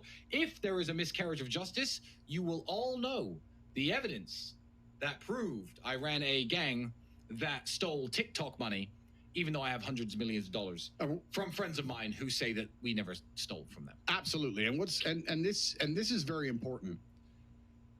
Today it's us. But if any of you want to live the life that you're hoping to live, if any of you want to truly be people who are free and sovereign and free of mind and free of geographical area, and you want to be able to do what you want and say what you want, and even if you're a good person and you believe in God and you help people and you donate money to charity and you do all these good things and they still don't like you, you have to understand, you're not just supporting us. You're literally protecting yourself for the future, because we're getting to a level of insanity now where nobody is safe. Yeah. The BBC and Lucy, with their stories, literally, when I sat there with Lucy, she said, this imaginary person we've made up 9 years ago said you were controlling. I said, who is she? They said, we're not going to tell you. But 9 years ago, I was controlling to an imaginary person. How can I answer that question? What does that mean? Does that mean 9 years ago I said, no, you can't have a handbag. I won't buy you a handbag. Does that make me controlling? Financially controlling because I wouldn't give her my money 9 years ago from an imaginary person? None of this is real, and they can attack absolutely anybody with it. No man is safe from this. No man. It's scary, because if you're watching this at home going, that probably won't happen to me, it will. And you know what's most scary? When it happens to us, the world knows, the world cares. When it happens to you, you might be sitting in that jail cell, nobody knows, nobody cares, nobody talks about it, there's no public outcry or outrage. Then what? Then what you gonna do? Yeah. If I ever have an interview with the legacy media, ever, which I probably won't, I'm gonna start sitting down with them, and I'm gonna say, somebody told me that you're a human trafficker. And they're going to say who? I'm going to say 10 years ago, somebody alleges that you, my interviewer, are a human trafficker. Lucy, you're a human trafficker. So now we're both alleged human traffickers. Don't call me an alleged human trafficker. You're an alleged human trafficker. And they're going to say, oh, yeah, but who said it? I do. Anonymous name. But they said 10 years ago you were controlling. Yeah, I think I'm going to do that. I'm going to allege that they are something, because before they can hit me with you're an alleged this. And what they're going to say? Oh, well, no. You can't just make stuff up. Yes, well, you do. That's all you do is make stuff. All you do is lie. All they do is lie. And the main primary objective of the lies, you also have to understand this. When they lie, because even when we had charges dropped, they said the charge was upgraded, which is insane. When they lie, what they're trying to do is convince the public you're guilty in advance, so that if you get a guilty charge, everybody just accepts it. Yes. That's the whole point. It's brainwashing. But I really believe the legacy media is losing power in real time. And with places like Rumble and free speech and these things coming out, we have a chance of fighting back and breaking the matrix exactly like we said we would. We can be true to God. We can be true to ourselves. We can tell the truth. And we're going to talk in this podcast not only about our experiences in jail, but also all the different ways you can escape the matrix and you can live a life of truth, because that is not as easy to do as it used to be. No. What's your favorite story from jail? Tell me a jail story. Do you have a jail story? Oh, I can't tell you my favorite jail story. I can't tell it here, but it's hilarious. You know what? In 6 months from now, on an emergency meeting, I will tell you the coolest jail story. It is cool, isn't it? It's pretty good. I think it's the coolest thing anyone has ever heard, ever. But I literally can't tell you. What about when my jail story? I think I've tweeted a lot of them out. I'd actually like to go through some of my tweets from jail. In fact, I'm going to do that right now. I'm going to get the guys on it and start looking. When I told those guys that I knew Yoga Fire near the laundromat. Yeah, I wasn't there. And they looked at me like I was crazy. I would have just attacked. But they don't understand that I don't lie. I'm not lying to you. You don't want to smoke. You don't want. It's like fire. It's more than smoke. It's Yoga fire. You don't want the fire. I'm a nice man. I go through life. I'm peaceful. But when I've been sitting there for weeks and weeks in a dungeon gathering my chi, and then you want to start a fight near the washing machine with me? Must be out your fucking mind. Crazy. Let me find my jail tweets. And this is when Andrew talks about, being strong, being imposing, being masculine. Nobody tried to start a fight on me. I didn't run into the same people Andrew did. But if I walked into a room full of prisoners, they looked at me and thought, fuck, I hope that guy's not a rapist. I hope that guy's not violent. I didn't have to walk in there and think, I hope these guys aren't violent. I hope these guys aren't dangerous. Because I spent years preparing for any situation. Now, did I think I was going to go to jail? No. And neither do you, but let me tell you something. Here was my method to stay out of jail. I thought, if I never commit any crimes, I won't go to jail. This is what I thought until maybe 1 year ago, when the Matrix started attacking us in this way. And it's very sad, because going back to the story that 2 years ago we formed an organized criminal gang to steal TikTok money. When I was 17, I didn't have any money. I could have dealt drugs in Luton. When I was 19, I didn't have any money. I could have went debt collecting for gangsters in Luton. I come from a very bad town filled with a lot of bad people, and I could have easily been a bad person. But what did I do? I stayed flat broke and dedicated myself in the kickboxing gym. I stayed flat broke and worked jobs making sandwiches with a stupid little red hat on. Jobs that a lot of people would say are humiliating. I don't think they're humiliating. I'm proud of myself for working those jobs, and I'm proud of any man out there making an honest living. I did everything legally my entire life until allegedly at 33 years of age and a net worth of $100 million, I began to brainwash people so I could steal insignificant amounts of money from their TikTok accounts. Yeah, anyway, so here's one of my tweets from jail because I'm Mr. Producer. I'm getting it back now. I kind of forgot how to Mr. Produce, You but then... cut my face out, I've got to lean in. Bro, no one cares about your face, bro. Good point. No one cares. So here, what does it say? It says, escape is possible. I simply close my eyes. It's very interesting what life without electronics will do to you for 93 days. And it was only 93 days. We didn't have a phone. We didn't touch a computer or any of these things. And we're making a joke and making it all lighthearted now. But truth, broke and dedicated myself in the kickboxing gym. I stayed flat broke and worked jobs making sandwiches with a stupid little red hat on. Jobs that a lot of people would say are humiliating. I don't think they're humiliating. I'm proud of myself for working those jobs, and I'm proud of any man out there making an honest living. I did everything legally my entire life until allegedly at 33 years of age and a net worth of $100 million, I began to brainwash people so I could steal insignificant amounts of money from their TikTok accounts. Yeah, anyway, so here's one of my tweets from jail because I'm Mr. Producer. I'm getting it back now. I kind of forgot how to Mr. Produce, but then... cut my face out, I've got to lean in. Bro, no one cares about your face, bro. Good point. No one cares. So here, what does it say? It says, escape is possible. I simply close my eyes.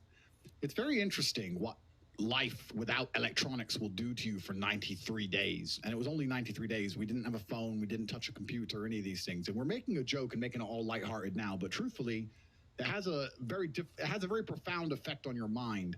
And I promised when I left jail that I'd retain some of the lessons and retain some of the gratefulness and also retain my ability to truly imagine again.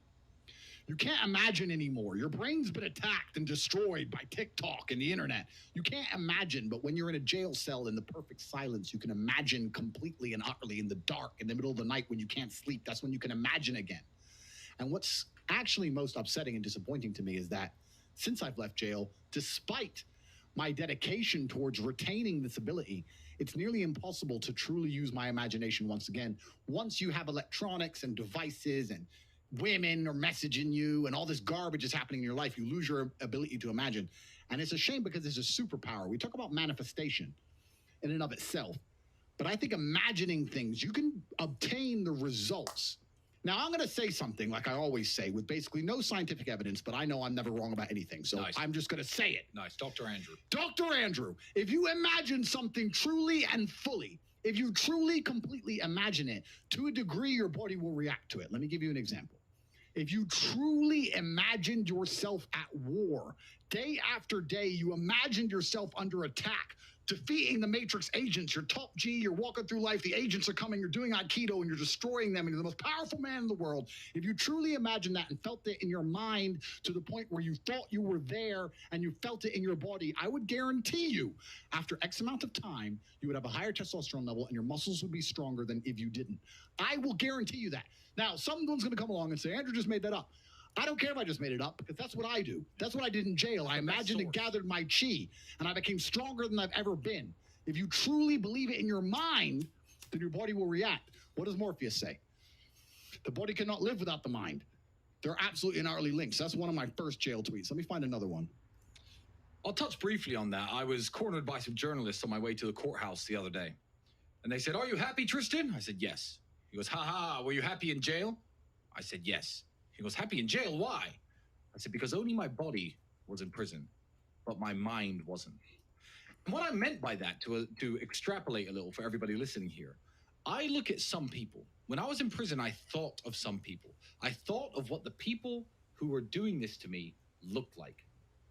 I can imagine them. Fat, out of shape, out of breath all the time, unhappy, small house, ungrateful, unattractive wife, doesn't respect himself, doesn't respect his family, kids who probably hate him. And I thought, that guy, these people, and a few names spring to mind of people who I hate from the past, are far more in jail than I have ever been.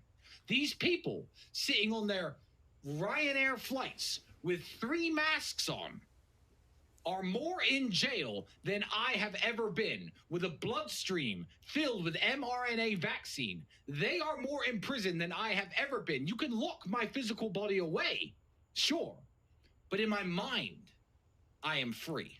It's true. These people are absolutely utterly controlled. Most of our detractors are controlled by what they see on the news, and they don't even have any interest in finding out the truth. It's amazing to me. I'm the most famous, most Googled man on the planet, right? I'm the most Googled man on the planet, and videos of me are being presented out of context. And every single time I do a podcast, I say, that's shown out of context. And you'd think that the people who manage to get emotionally affected by me, who manage to get annoyed by me, so they obviously have an emotional interest. They have a vested interest in who I am as a person. They don't even sit and think, well, I've seen this guy everywhere. He's super famous. I'm mad at him now. I have an emotional interest in this subject. He's saying it's out of context. Let me watch the longer version. No, they just sit there and go, well, I don't even want to know the longer version. BBC told me, Lucy told me. Their minds are in jail. They're imprisoned in their brains. They can't even think outside of what they see on the fucking TV screen. I am freer in a prison cell than these people will ever be. Every night I dream of freedom.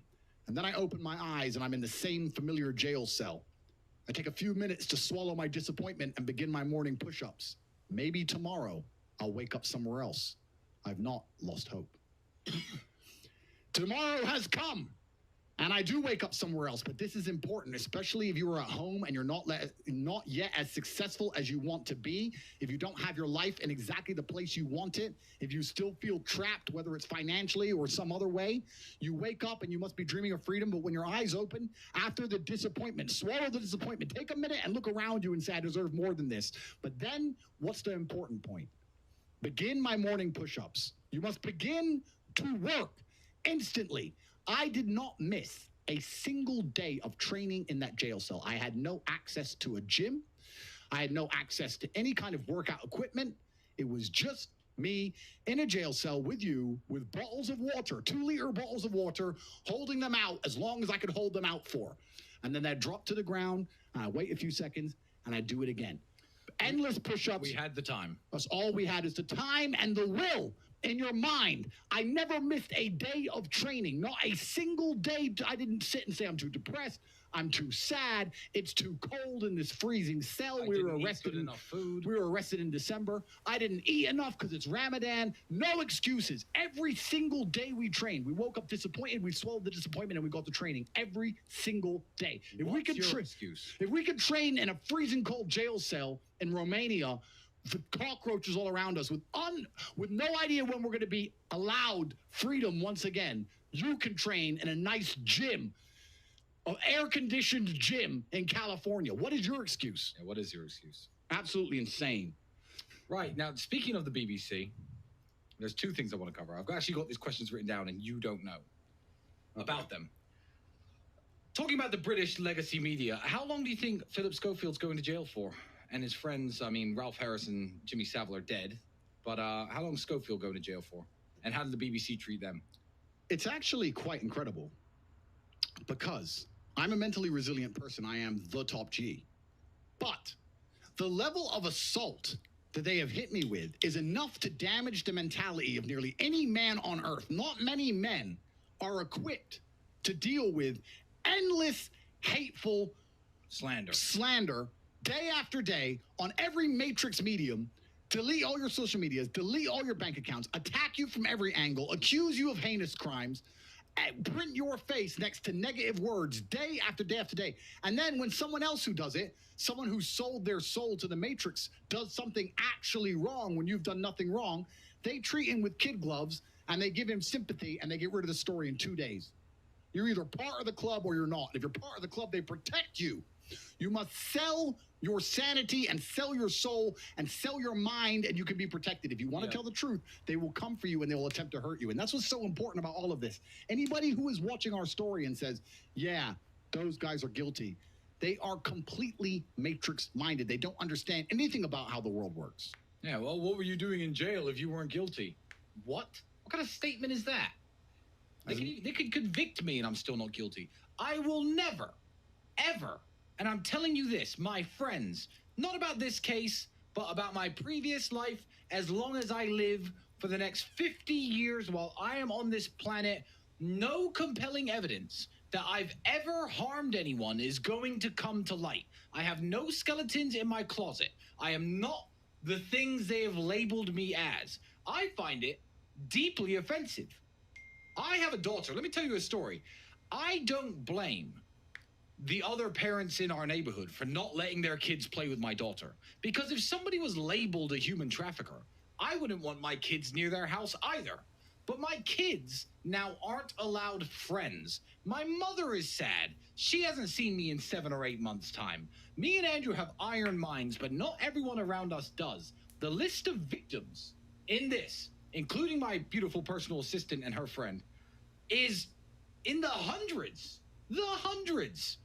Me and Andrew are mentally resilient and mentally strong. But how would your mother react with you being thrown in jail for no reason? There are people in my life who have been hurt worse than me. And it upsets me. It really genuinely upsets me. I'm upset for them. I'm not upset I was in jail. I'm upset my mom is crying. That's the crime. Absolutely. Guys, I put a tweet up here while I was in jail saying that it's time for me to write my book. And before we get into the details on what I'm going to write and when it can be written, I want you to understand that there's certain things we can say to the public and there's certain things we can say on mediums of information distribution that we control. So I want to encourage absolutely everybody to sign up to our newsletter, because our newsletter is going to have some more information coming shortly in less than 24 hours after this emergency meeting. In fact, I think I have something nice and fancy to show you guys. Real updates. Yeah, we're going to have real updates on the newsletter. You can get to the newsletter on corporatetape.com. Let me see if I can Mr. Producer this. Mr. Producer, that is not... That's a verb. It's not. To Mr. Producer something. To Mr. Producer something is not a verb. And you know, someone's going to add it to Urban Dictionary. You know what it means. DNG's in Urban Dictionary already. Your mate. He's your mate, bro. Oh, he's your mate. He's not my mate. I didn't invite him here. He's your mate. Let's try it. Speaking of mates. Pow! Look at that. Beautiful. Cool. Speaking of mates. What do you mean cool? You're not even impressed. I think you've got a new love interest, Andrew. Who's that girl? Do you remember I had that girl who kept coming to court and screaming, I love you? It made it onto the news a few times. You've got one now. Who's that girl that waits outside the police station or house, hoping to catch a glimpse? Oh, yeah, the girl, like my number one fan. fan. Who loves you, yeah, your number one fan. And she'll spend hours and hours waiting in the cold just for a chance to, like, talk to me. Yeah. What's her name again? Yeah, let me see. I don't know, but she is definitely a huge supporter of mine. Oh, massive. Well, let me see if I can find it. Producer it. Give me 2 minutes. Okay, we're going to talk about Andrew's number one fan in a minute. Give me 2 minutes, I'll find it. Are we going to talk about, in this emergency meeting, because it's not on my list, how much money you've spent since we've been in jail? What do you mean? Since we've been on house arrest. What do you mean? Okay. What do you mean? What money? We won't mention that. I haven't done any money. I don't even got any money. They took all my money. Yeah, true, yeah. And I was like, why are you so obsessed with me? Yeah, we're going to have real updates on the newsletter. You can get to the newsletter on corporatetape.com. Let me see if I can Mr. Producer this. Mr. Producer, that is not... That's a verb. It's not. To Mr. Producer something. To Mr. Producer something is not a verb. And you know, someone's going to add it to Urban Dictionary. You know what it means. DNG's in Urban Dictionary already. Your mate. He's your mate, bro. Oh, he's your mate. He's not my mate. I didn't invite him here. He's your mate. Let's try it. Speaking of mates. Pow! Look at that. Beautiful. Cool. Speaking of mates. What do you mean cool? You're not even impressed. I think you've got a new love interest, Andrew. Who's that girl? Do you remember I had that girl who kept coming to court and screaming, I love you? It made it onto the news a few times. You've got one now. Who's that girl that waits outside the police station or house, hoping to catch a glimpse? Oh, yeah, the girl, like my number one fan. fan. Who loves you, yeah, your number one fan. And she'll spend hours and hours waiting in the cold just for a chance to, like, talk to me. Yeah. What's her name again? Yeah, let me see. I don't know, but she is definitely a huge supporter of mine. Oh, massive. Well, let me see if I can find it. Producer it. Give me 2 minutes. Okay, we're going to talk about Andrew's number one fan in a minute. Give me 2 minutes, I'll find it. Are we going to talk about, in this emergency meeting, but it's not on my list. How much money you've spent since we've been in jail? What do you mean? Since we've been on house arrest. What do you mean? Okay. What do you mean? What money? We all mentioned that. I ain't got any money. I ain't got money. They took all my money. Yeah, true, yeah. And I was like, why are you so obsessed with me? Why you so obsessed with me?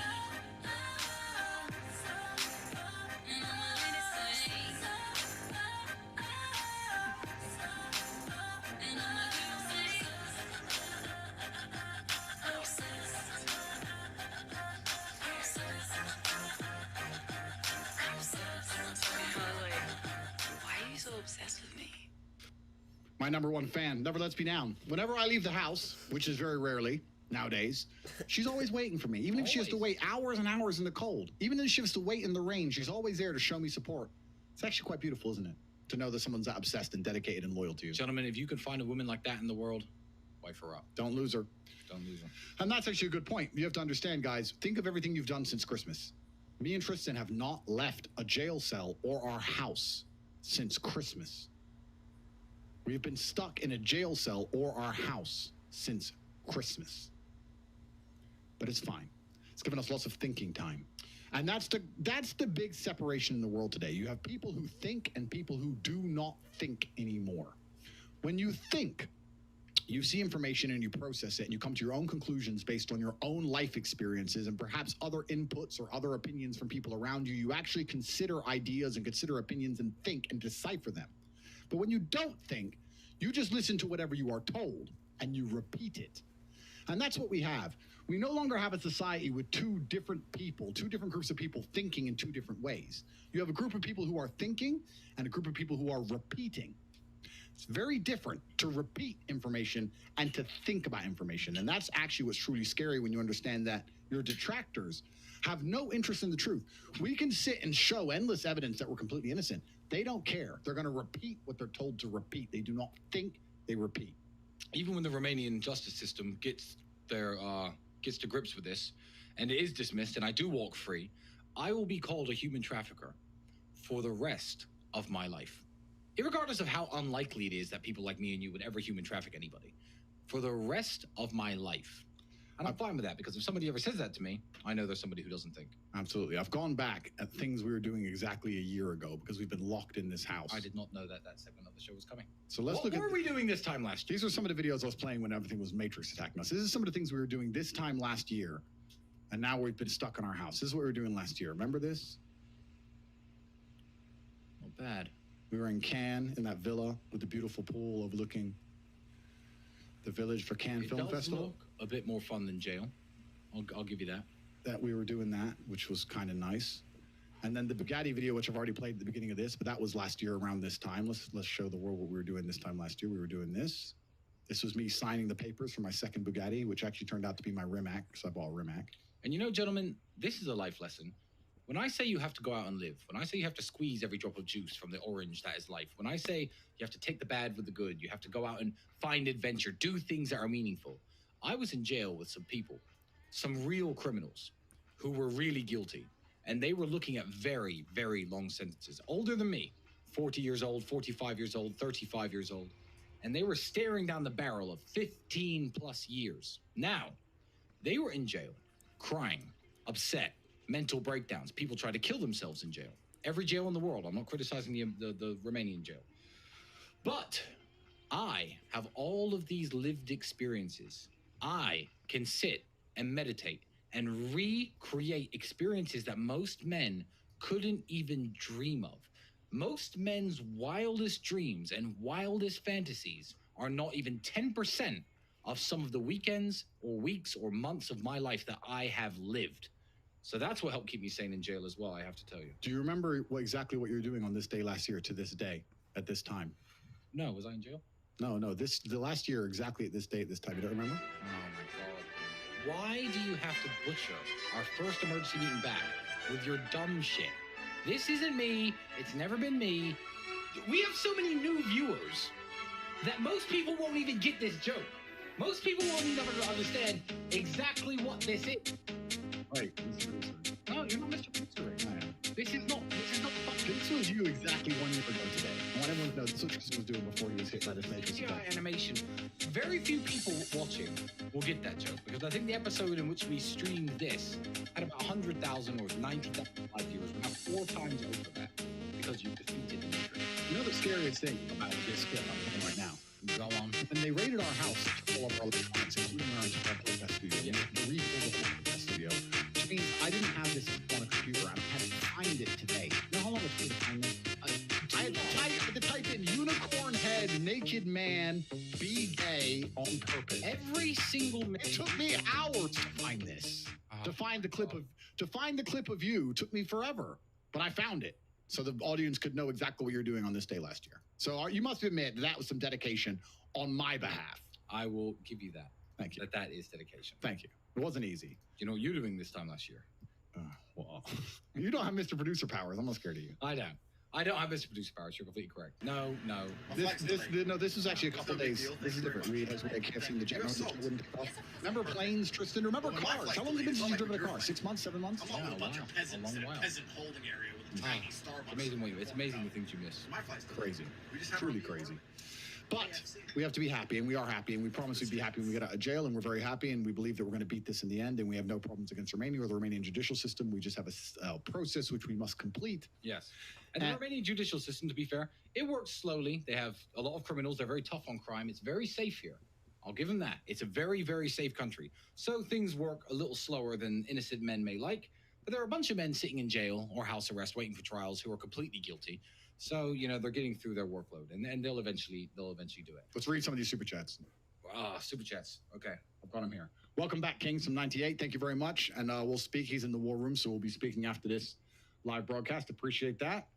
$500 super chat. Welcome back. We stand by you. In fact, every single super chat that comes today, all of them are getting dedicated to Tape Pledge. Every single one of them. And if anyone doesn't know what Tape Pledge is, we donate over $25 million a year to charity.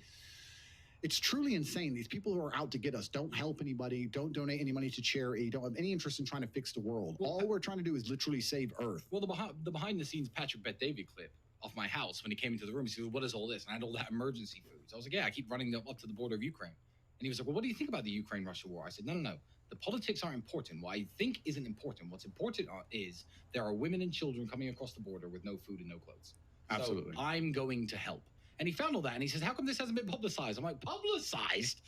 I mean, it was all over my Instagram, which got deleted.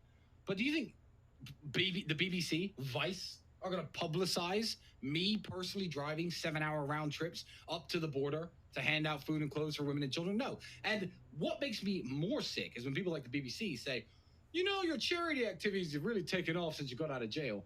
Before the accusation was even made, we helped finance a home for orphans and women who are victims of violence. Ironic. Women who are victims of violence have a home to go to because me and you built that building way before these accusations were made. I can't even publicize that now because I'll be like, well, 2 years ago, because you were human trafficking, you're probably doing it to cover up your own. It's garbage. Let me show everyone. I'm going to show everyone Tape Pledge and show everyone the fantastic work we're doing around the world. Please. I always felt a bit embarrassed to tell people about the charity I do. Because when I do charity, I think it should be from the heart, not for likes. But I understand now that all of the media is saying I'm a bad guy.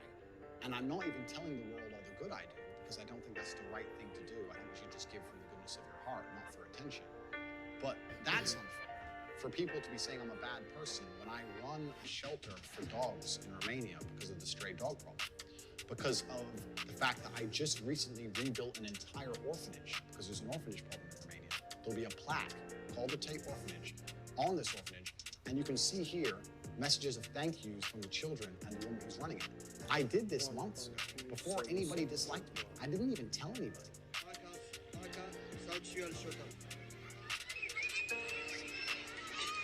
MashaAllah.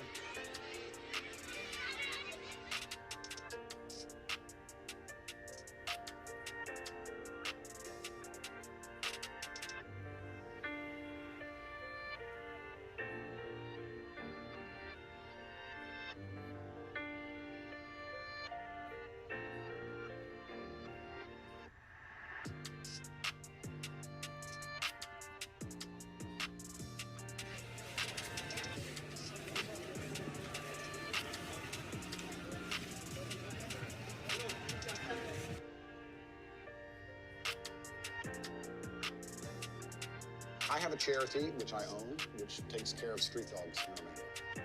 So I rescue dogs. Oh, lovely.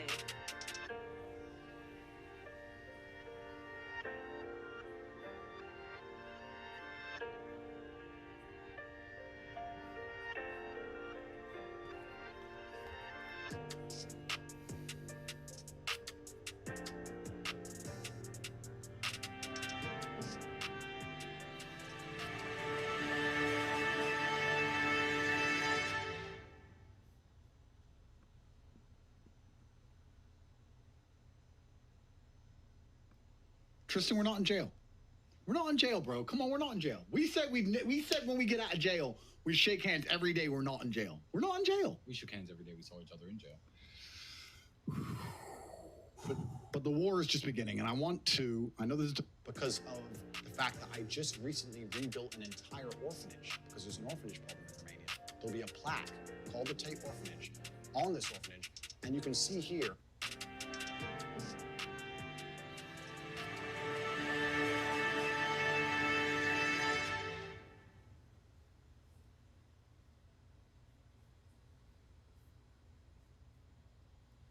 Tristan, we're not in jail. We're not in jail, bro. Come on, we're not in jail. We said when we get out of jail, we shake hands every day. We're not in jail. We're not in jail. We shook hands every day we saw each other in jail. But the war is just beginning, and I know this is the first emergency meeting. We have a lot to talk about. I know everybody wants all the juicy details, etc. They are going to come, but I want everyone to understand that I super genuinely appreciate all of the support. And I want to say something now, because a lot of the people who support me say, but he hasn't been charged. He hasn't been charged. I agree with you. I haven't been charged, but I do believe if I had to predict the future that they will charge me. And the reason they're going to charge me is not because there's any evidence or because I'm guilty, but because such a big song and dance has been made. It can't just drop it now. So this battle has just begun. I believe it's going to go all the way to the end. We're going to fight tooth and nail all the way to the end. So when you're supporting me, don't support me saying he hasn't been charged. Support me saying we don't see any evidence of any crime. There's no evidence. And that's what's most important, regardless whether you're charged or not, because different legal systems are different, and there's certain countries you can charge with very little evidence at all. So it's an unfortunate situation you're in, but we have to gather our chi and prepare for battle. And I want everyone to know that your thoughts and prayers are very much appreciated, and that we are here telling you the absolute truth, and that God will win in the end, and truth will win in the end. And we truly believe that in the end we will be vindicated, because we don't hurt anybody. We have no reason to hurt anybody. We have no motivation to hurt anybody. Especially to the people of Romania, because I want to stress one more time. I understand that the country of Romania, the people of Romania, are victims in this almost as much as me and you are. I understand it looks bad when the BBC say, oh, they moved to Romania to human traffic, as though this is a place to human traffic people. What, the world's most Christian country, one of the safest countries in Europe, a place to human traffic people. That reflects very badly. When they say, oh, they threw him in jail for no reason, this would have happened in any country I was in. It would have happened in any country where Andrew decides to open his big mouth and tell the truth about the world. So we just so happen to live here. So I understand. I want to especially thank my fans and supporters from this great country of Romania, because this is my home. This is your home. We want the best for this place, and we do not want this to reflect badly on the country. And when this is over, and it will be over one day, I swear by the Lord Jesus Christ himself to do everything within my power and within my influence to help repair the reputational damage that this country has suffered. Absolutely. And yeah, it's kind of scary that you say that, because you're right.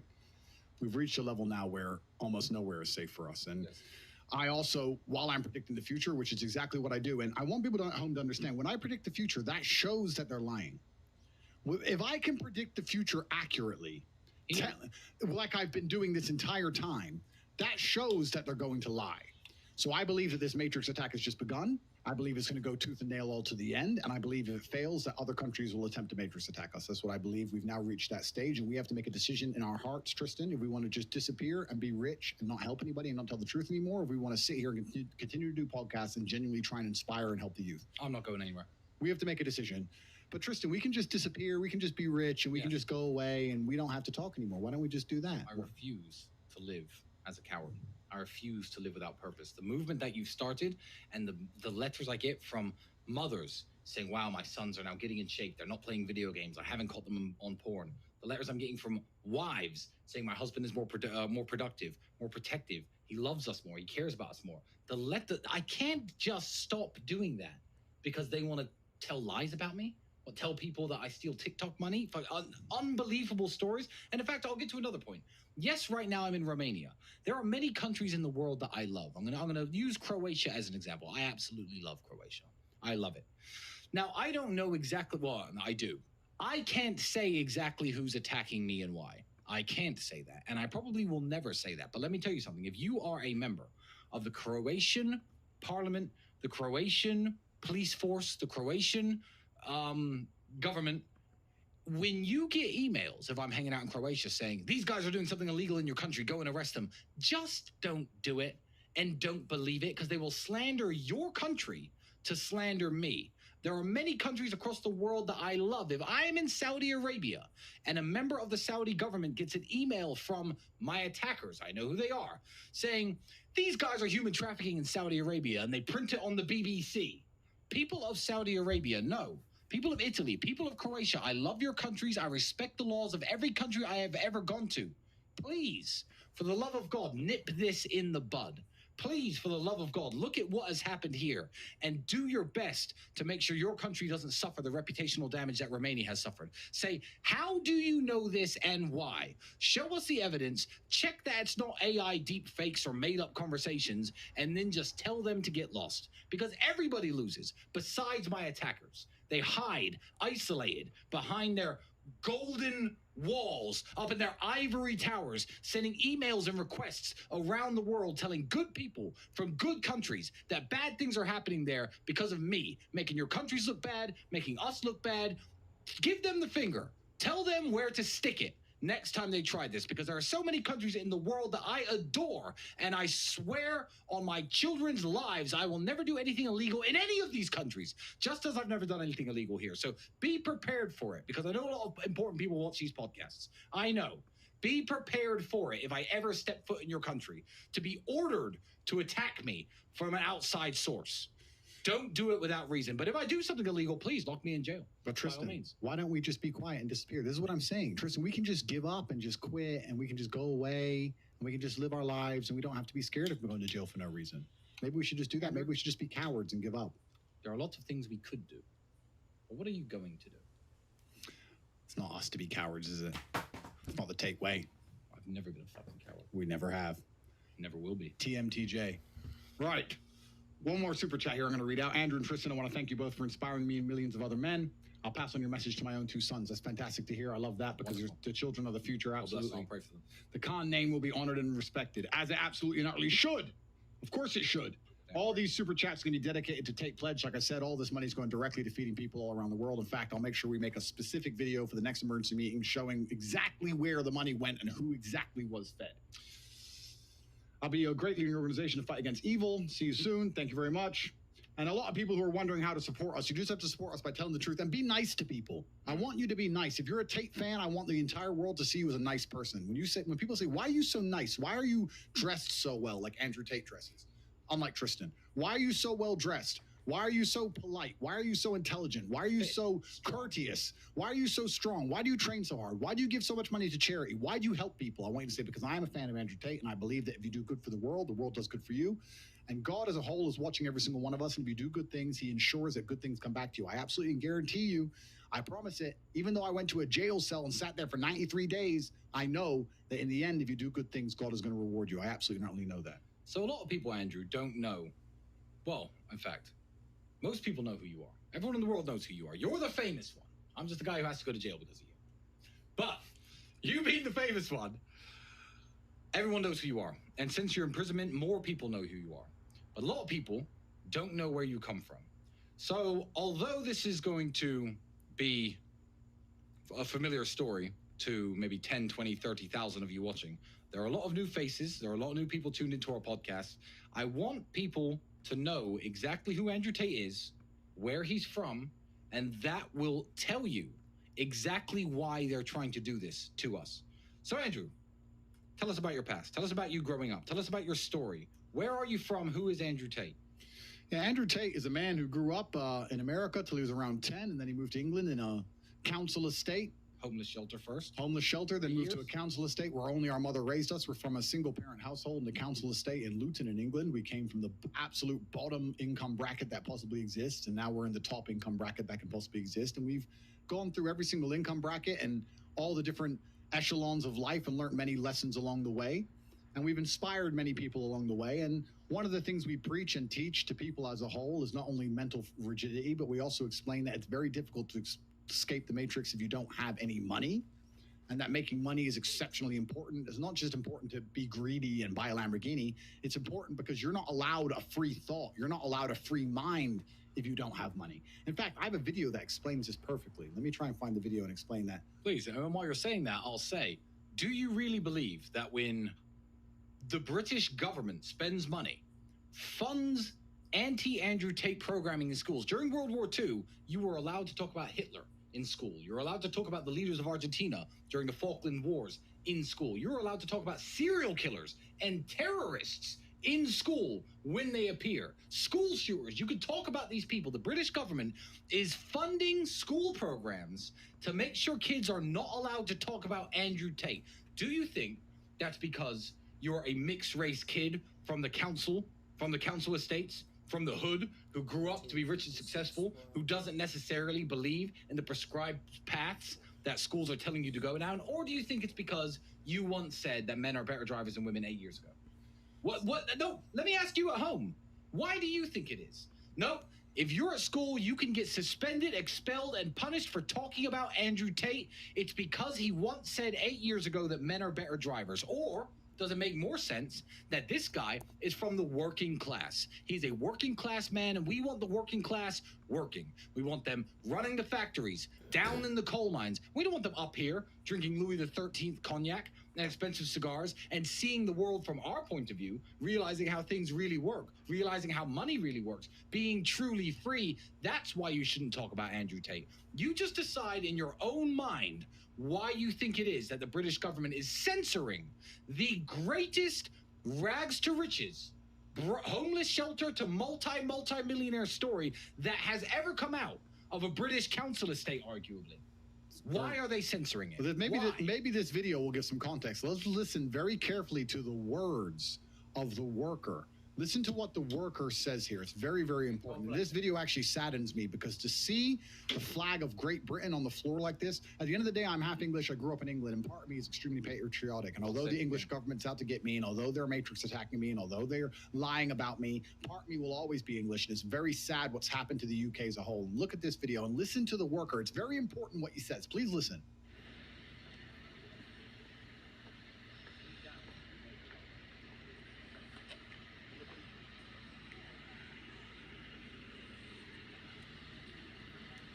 You're taking the wrong fucking flag down, mate.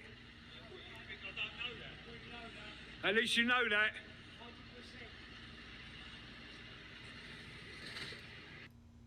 A proud, patriotic British man walks past the worker and says, "You're tearing down the wrong flag, mate." And he says, "You think I don't know that?" But he has to pay the bills. They want the working class working. He has to pay the bills. All he can do is do what the Matrix wants him to do. Because if he refuses, he loses his job and his kids can't eat. And then guess what? They get the next worker. Someone will do it.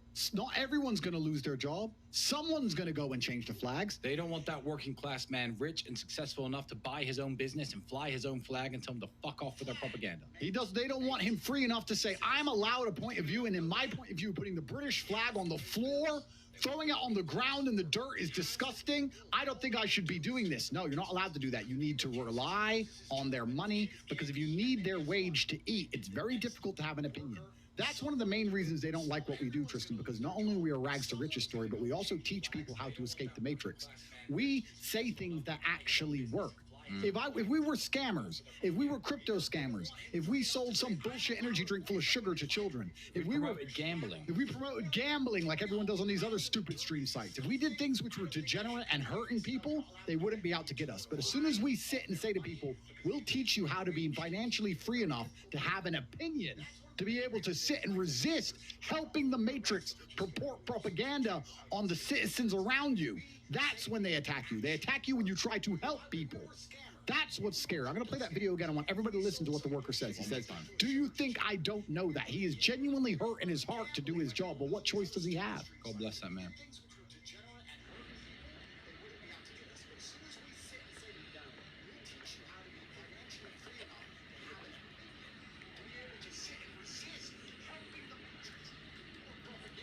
You're taking the wrong fucking flag down, mate. At least you know that.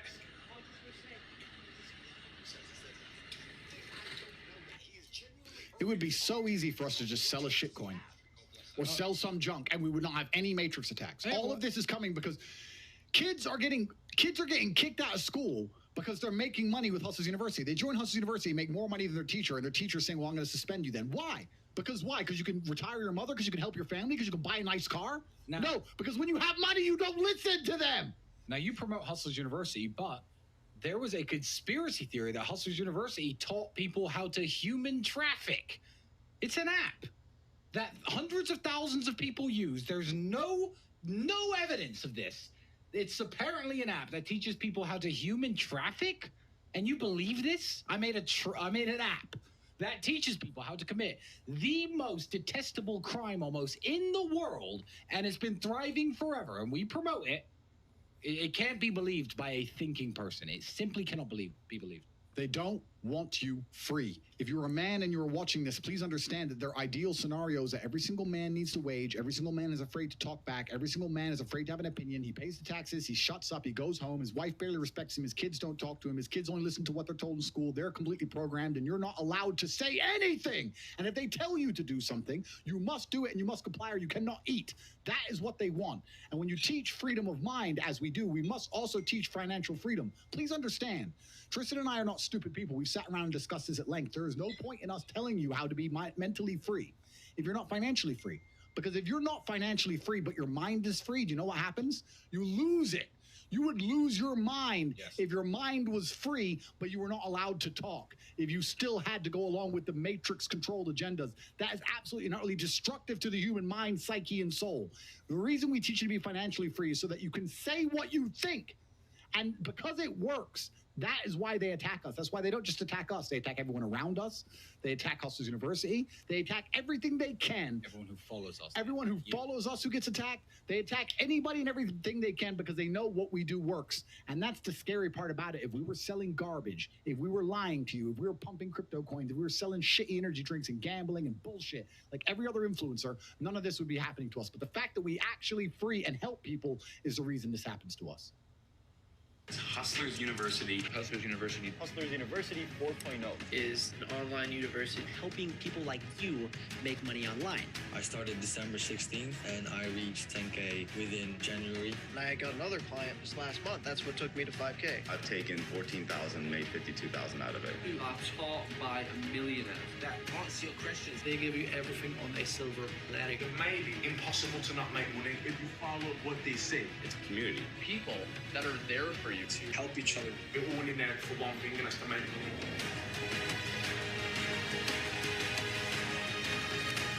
Building your own business is very much like playing a video game. I'm addicted to it. I can work comfortably out of my laptop and travel across the world. You can learn 18 ways to make money online that I never even knew existed before joining. When you join, it's so straightforward. It's so streamlined. Business is money in.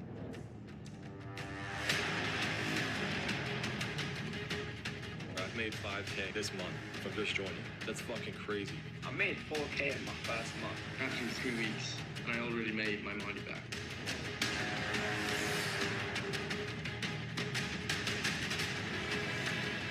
Before joining, I was going to high school. I made $2,000 in 2 weeks at 15. What you making per month now? 7 to 12K, depending on the month. Shatter my worldview completely.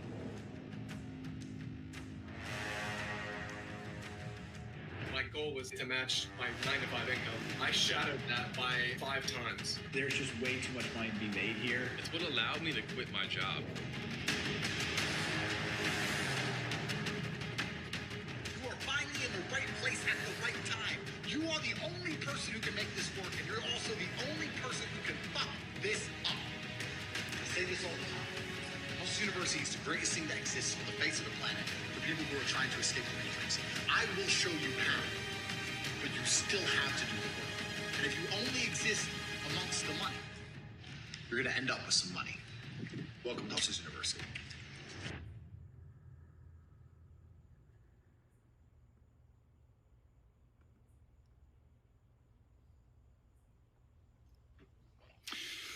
So one of the main things I've been trying to clear up on this podcast is Romania. I've been trying to clear this up, saying the Matrix would have attacked me in every single other country. And I hope after this broadcast goes out, I get no more messages about Romania attacking me and Romania doing something wrong, because this could have happened anywhere. You know what? I'm glad it was Romania. I'm glad it was Romania because the Romanian people, from the judges to the police to the common citizen, share my values. They're good Christian people who want to do good things, and I trust Romania. It reminds me of a scene. There's a movie I liked called Road to Perdition. It's a movie about a man and his son. The man, Tom Hanks, is in the mafia, and there's a guy who raises him almost like a father, a big mafia boss. And some of you who've seen the movie will probably know this scene, but this big mafia boss, of all the people who want to kill him, he knows the world is out to get him. He knows at any time he's going to get shot, he's going to get killed. That's the life that he's living as a criminal. Now, he's walking to his car one day after betraying Tom Hanks, the main character, and machine gun fire starts spewing out of nowhere. Look up this scene if you have time. And all of his guards are taken out. He sees his driver is dead. He's locked out of his car. And Tom Hanks approaches him in the rain and aims this Tommy gun at this mafia boss. And the mafia boss's last words, he stares him straight in the eye and he says, "I'm glad it's you." And Tom Hanks pulls the trigger.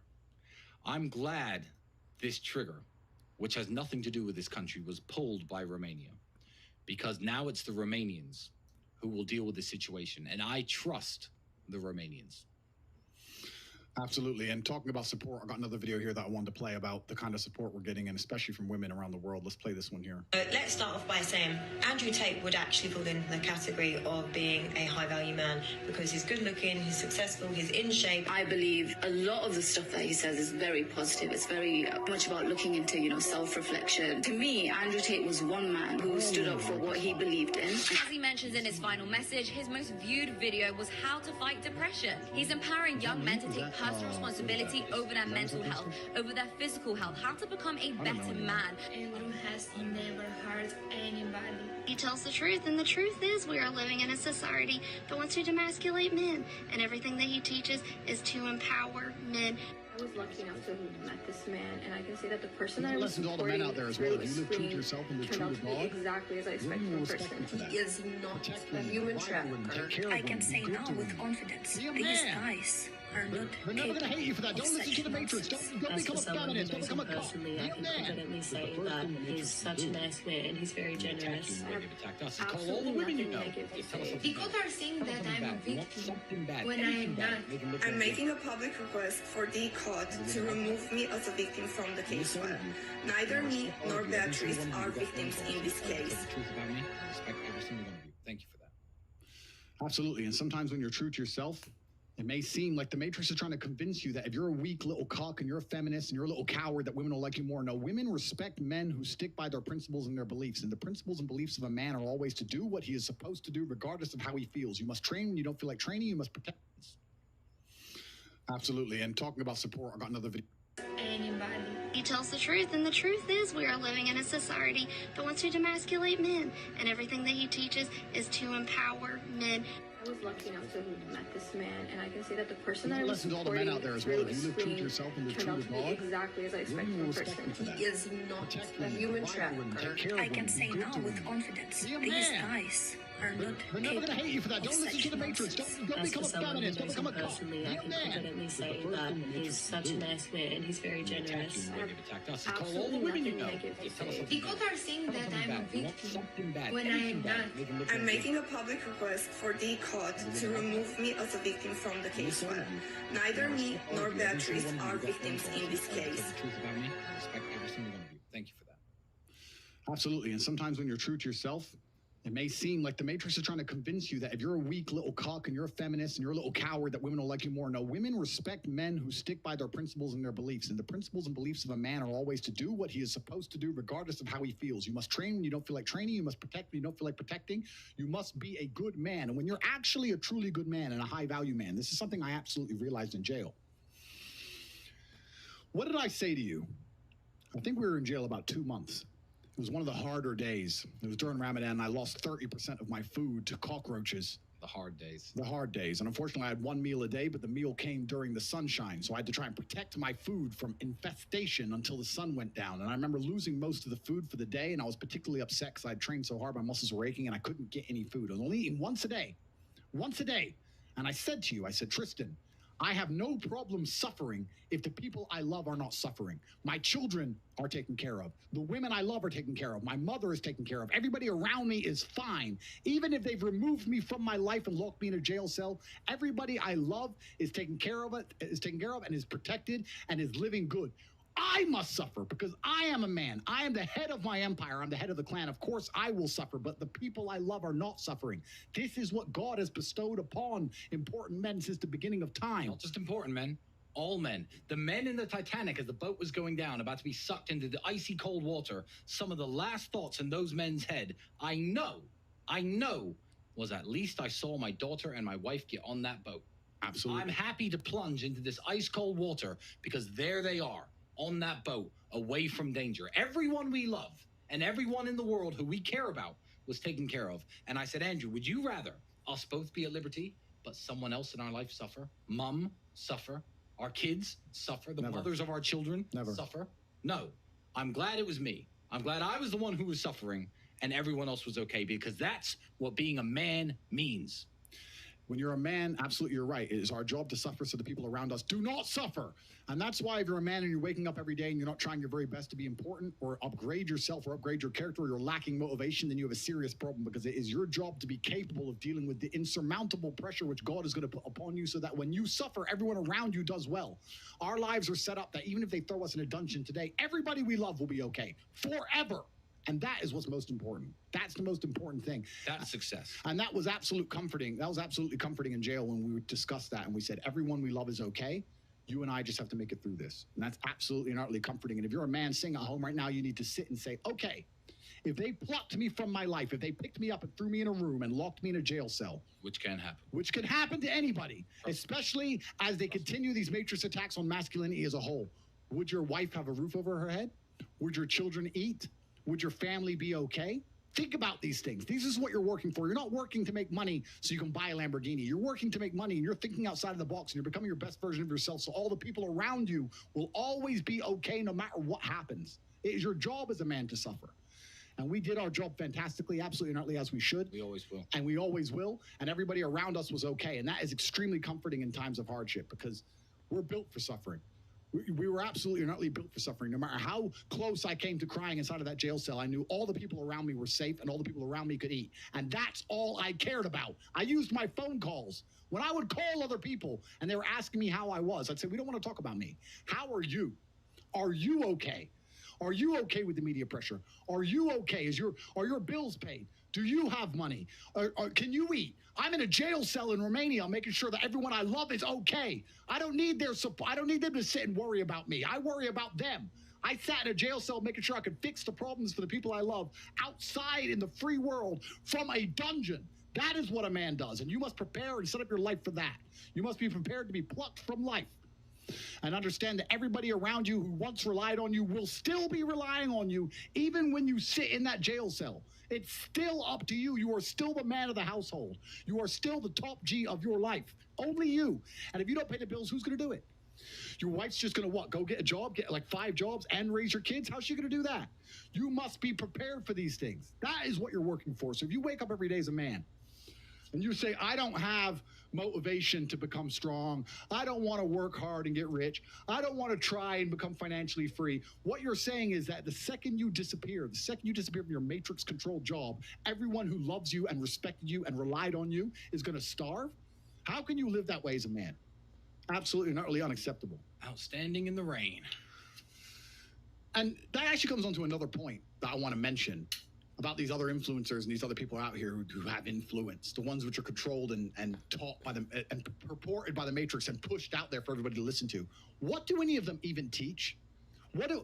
How does your life get better from listening to any of these people? What do they teach you? What do they tell you? What do they instill inside of you? When's the last time you've listened to them and felt a fire in your soul or fire in your blood to become a better man? When's the last time you listened to them and thought, I need to give more money to charity? I need to help people. I need to set my life up so that people I love will always be okay.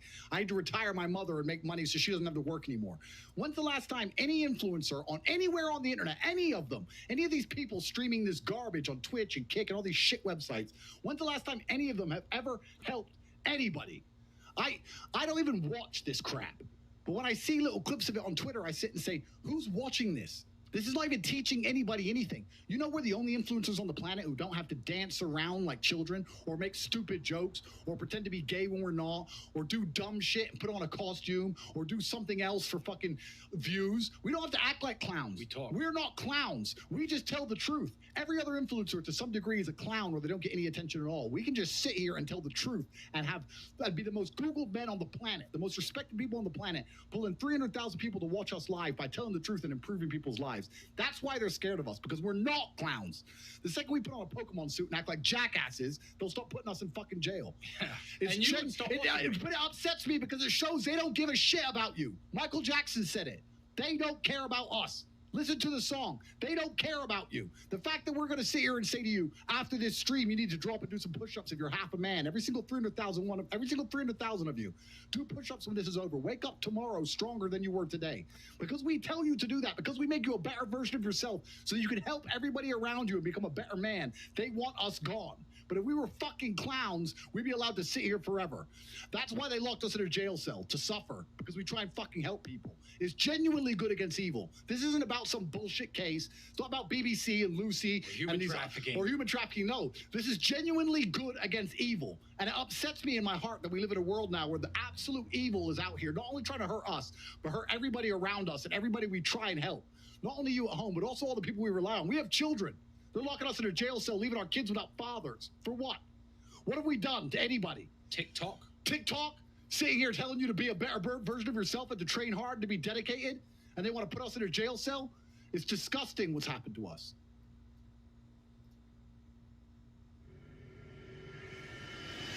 I will say this, because I say it on every single podcast. If they lock me up for some insane bullshit, I didn't do it. The Matrix has attacked me. If I carry on with the trajectory I'm carrying on, they're going to put me in jail. Because I'm too influential. For the people watching at home, they just need to sit and understand that the system does not make rules for the good of you. It makes rules for the good of the people who make the rules. And a lot of the life paths laid out to the average man at home today is not for their own good. It's only going to lead them to depression and misery. You're facing some very serious allegations. I absolutely not really know I am a force for good because I'm a force for truth. And truth is a good thing. Without truth, we're going to end up in absolute tyranny and slavery, and we're already on our way there because a lot of men are largely forgotten about. There's no evidence in my files. I've done nothing wrong. Everybody knows I'm innocent. This is a huge injustice the way we see it. They should not be detained at this point. There are not even charges filed against them. Ask them for evidence, and they will give you none. Because it doesn't exist. Ask the politicians, ask the judges. You're getting closer to the truth. I mean the best for people. I want everyone to be successful. I want the world to be a better place. And I think the world's a better place based on the back of strong men who stand up for what they believe in. I think that's how the world's always been a better place. The Matrix programming says the opposite. To be a better place, all the men need to be weaklings and compassionate without any morals or without any hard lines or beliefs. And they must talk in a very, very soft way. And we need to be very, very compassionate and very, very tolerant and all these things. But if you look at history, the only times things were peaceful and nice is when strong men stood up with their swords and said, no, this is mine and this works this way and no one's going to come fuck with it. I think that masculinity and strength is what makes things beautiful. It's what preserves things. It's what we need more of. This is what's missing from the world. Masculine men have a duty to provide and protect those they care about. We have a duty to do things we don't feel like doing because we know we're supposed to do them. And it's your duty as a man to stand up and say, I want to be as important and strong and good-hearted and God-fearing as possible, and I need to work hard to achieve those things. If you cannot control your own mind, then you are just a feather in the wind of life. because your own mind is the only thing you can control. You can't control the weather. You can't control other people. You can't even control whether your heart stops beating. You might have a heart attack tomorrow. You can't control anything besides what you think. There's no such thing as too much masculinity if it's genuinely masculine. Genuine masculinity is not out here to hurt people. It's absolutely the opposite. It's out here to protect. And when bad things happen, they call traditionally masculine men. If you need a firefighter, you need a masculine man. When you call the police because of the problem you have, you want masculine men. And as soon as a woman or a man is in trouble, when you look for backup, you look for masculine men. And masculine men have a duty to provide and protect those they care about. We have a duty to do things we don't feel like doing because we know we're supposed to do them. And that's why we stayed in the Titanic and died. And the dangerous thing about overly emotional men is that they're dangerous. They're genuinely dangerous. This is what's crazy. All these people who talk about toxic masculinity and how bad it is for men to be traditionally masculine. A traditionally masculine man does things he doesn't feel like doing because it is his duty to do them. He charges into the building because it is his duty. Not because he feels like it, because it is his duty. We're now teaching the new generation of men that they don't have duty and they can just act on their feelings and act how they feel, and they don't have to act as a man should. Do you know what happens when you get men who just act how they feel? You get school shooters, you get violence, you get rapists. Men who do not control their emotions are dangerous. If you find a man who is stoic, he's not going to hurt people. He's going to sit and think about his actions very carefully, and he's going to be a good man who protects and provides for his family. You find a man who just acts out on impulse and does whatever he feels like, you're going to find a dangerous man. Sitting here telling men to cry more and act with their feelings, and it's okay to feel this way, that way, etc., and have no self-control. That is why we have the problems we have in the world. Absolutely and utterly wrong. So when they talk about toxic masculinity, they have it completely inversed on its head, completely and utterly wrong. We need to be teaching stoicism. We need to be teaching young men to understand that the world is very, very difficult. It's hard to be a man. You're going to feel bad sometimes. You just suck it up and perform anyway. We're living in a comfortable world now where people think, oh, it doesn't matter, it doesn't matter. But you know what? To some degree, it does matter. It does matter, and I'll tell you who it matters to. It matters to your soul, and it matters to God. I stand in the mirror with a pure heart. I know I am the best version of me that could possibly ever exist. I know that God is proud of me. There's nothing that God hates more than sloth and laziness. If God were to create a man and that man were to sit around and do fuck all, God will frown upon you. It's why you're never lucky. Start to work. Start to show God the beauty of his own creations. You'd be amazed how lucky you'll become. Okay, we talk about depression, anxiety. That comes from self-loathing. You loathe your own weakness. You loathe your own laziness. This is what all of these things are. I don't feel depression. How can I feel depression when I'm the most powerful version of me that I could ever fucking be? How can I feel depression when I could squeeze my own hand hard enough to break my own bones? How can I feel depression when I've smashed and destroyed 68 people's faces in front of me, men who thought they could test me in fair combat? How can I feel depressed? It's impossible.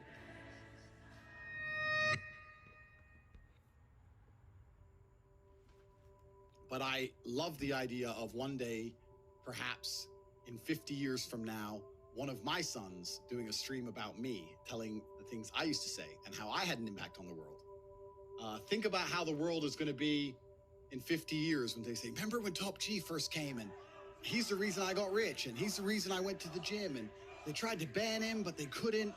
The story of Top G and the story of me is going to be a long and very, very interesting one. We're at the very beginning. We're at stage 1 of a 3-stage plan. I hate everything that's going on. Like, love him with all my heart. Yeah. Like, I'll die on that mountain with you, bro. Yeah. Let's get on that hill. Where's the sword? Why is the enemy of the state, so to speak, He's got the hearts of young men. He's got the hearts of young men. I feel like men nowadays need an Andrew Tate. The guy who's motivating men to be men. If you cannot control your own mind, then you go through life with zero control, zero influence. You can't control anything. You're just a feather in the wind, waiting for life to blow you from happy place to sad place to happy place to sad place, completely hoping on the gods to be fortunate to you, because if any genuine discomfort comes your way, you're fucked. It's so easy to win if you can control your own mind, but it seems that nobody fucking can. And that's how the people who run the world keep the world running, because they have all the slaves exactly where they need them to be, permanently distracted and semi-depressed, working their asses off in jobs which will never satisfy them and never pay enough money. That's the Matrix.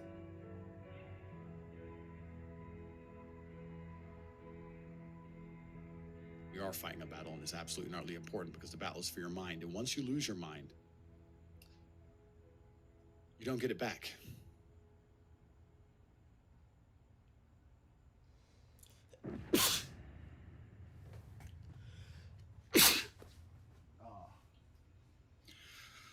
One question is overwhelming the chat, Andrew, and I think you need to come back to where we were 30 minutes ago in this podcast. I said I would never give up on the people. I said I would never give up on our fans. I said I will not just take my hundreds of millions of dollars and run to the hills. I said I would never quit. But you never actually answered the question.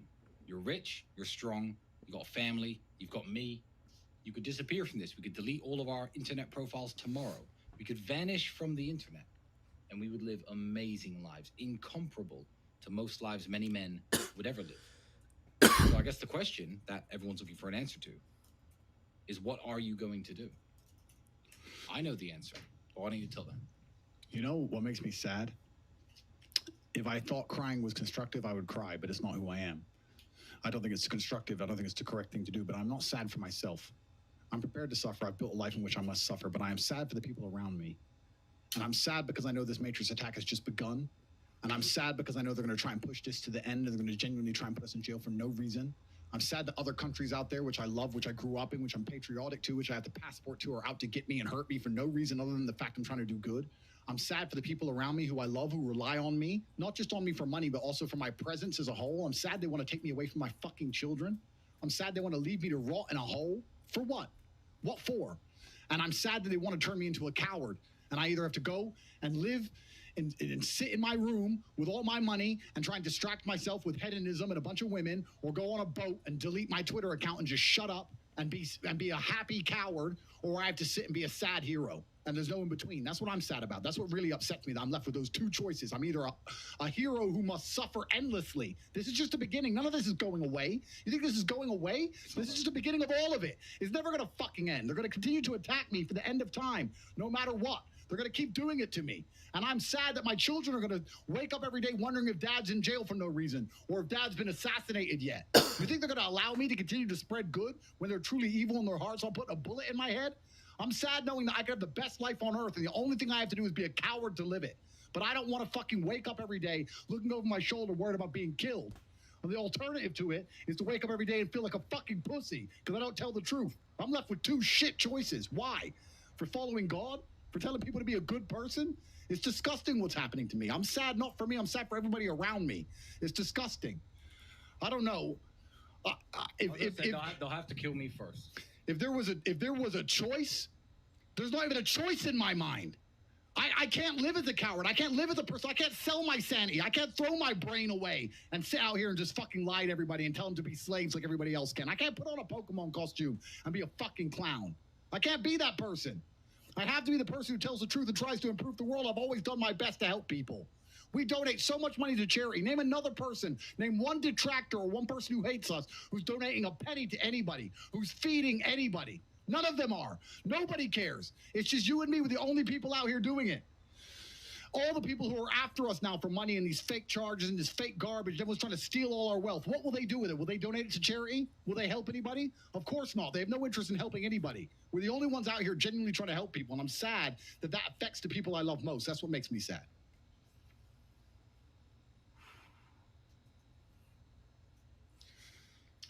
Well, I'm by your side. It won't negatively affect me. If I have to sit in jail, I'll sit in jail. They're going to shoot you. I'll stand in the way. We go down together. Fuck them. It's always been that way for you and me, my friend. And that's what they're most jealous of. It's the fact that you and I have something that most people don't have, which is genuine brotherhood. And that's what they fear most, when you have men who have aligned principles, who respect those principles more than life itself. That's what they're afraid of. Shout out to my friends as well. Absolutely. And that's what they're afraid of. They're afraid that we can't be bought. They have tried to buy us and we won't sell. That's what they're afraid of. That's what they're most afraid of, and they'll continue to be most afraid of.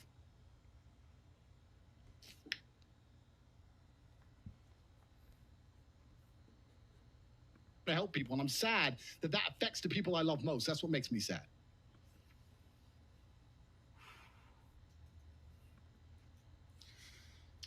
Well, I'm by your side.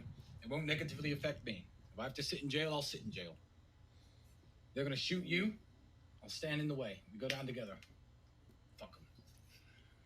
It's always been that way for you and me, my friend. And that's what they're most jealous of. It's the fact that you and I have something that most people don't have, which is genuine brotherhood. And that's what they fear most, when you have men who have aligned principles, who respect those principles more than life itself. That's what they're afraid of. Shout out to my friends as well. Absolutely. And that's what they're afraid of. They're afraid that we can't be bought. They have tried to buy us and we won't sell. That's what they're afraid of. That's what they're most afraid of, and they'll continue to be most afraid of. Most people you see on here talking about dropshipping have never actually made money dropshipping. Now, I don't have access to their financial statements to prove this, but what I do have are the same exact ads in my feed that you are seeing. And what I do have is over a decade of experience knowing what works and what doesn't. I've been doing this myself since 2007. My company was voted best e-commerce course by Shopify based on what I've been able to do and what our students have been able to do. And when I look at what other people are out there teaching and trying to tell you about, I can quickly either say one of two things. One of them is that what they're teaching is something that used to work but hasn't in the past 5 years, or it's something that quite simply never worked, at least for the long term, but it's something that people obviously want to be part of when they see some kid standing in front of a Lamborghini or BMW i8 telling you about how amazing their business is. Now listen, the truth is dropshipping is alive and well. The truth is dropshipping is a very viable business model.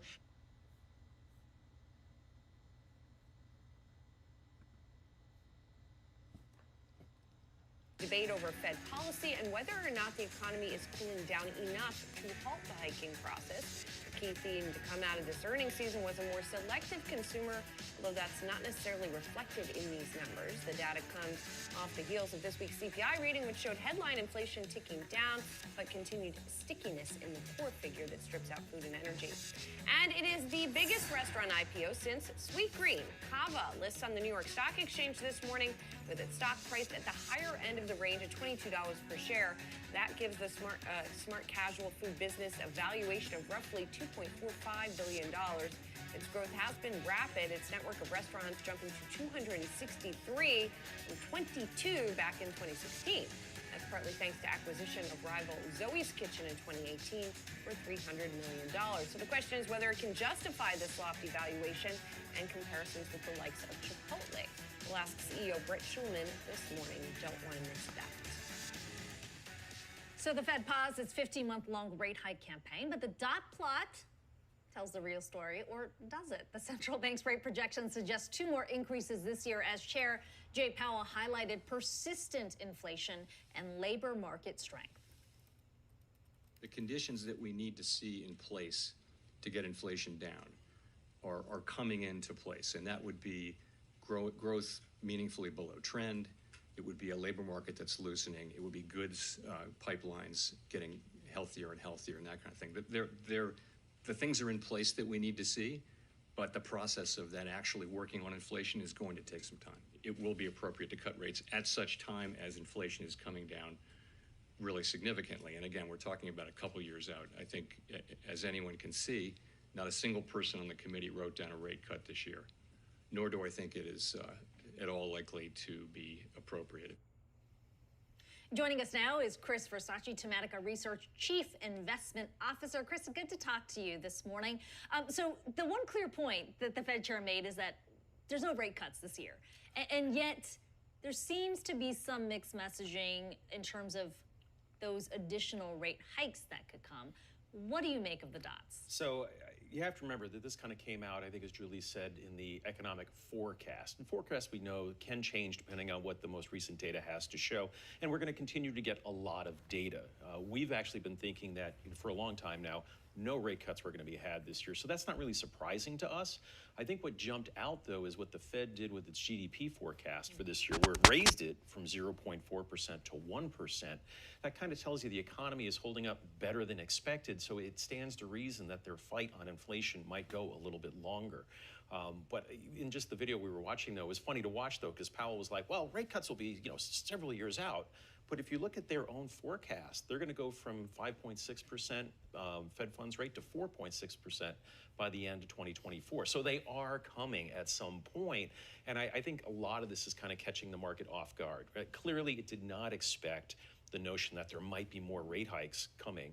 But now we've got to digest this other data too. And to me, I think we'll hopefully get a little more clarity later today when a couple Fed heads, as I like to call them, make the rounds. I believe Waller and then another gentleman is actually speaking later today. What grade would you give Jay Powell on his performance yesterday? I mean, listen, no matter what he says, like people come out of the woodwork criticizing him from both sides of the spectrum, saying, oh, well, they should be done hiking entirely, to they should have hiked yesterday and should be continuing to hike. What do you think? So I'll start off by saying that is not a job I would want ever. But again, when you look at the data and you look at the Fed's 2% target, core CPI, yes, it ticked down to 5.3% in May, but wow, that is such a distance from 2%. You look at the core PCE price index, still a distance from 2%. So, it stands to reason there is more work to be done. And I think we're at the point now where they're going to start really fine-tuning at the edges their policy. And I think that's probably what they were really trying to communicate. Maybe we have one. Maybe we have two more. We'll be data dependent and see. Is 2% part of the problem? Do they need to change that target? This mythical 2%? Yeah. Yeah, I mean, it very well could be.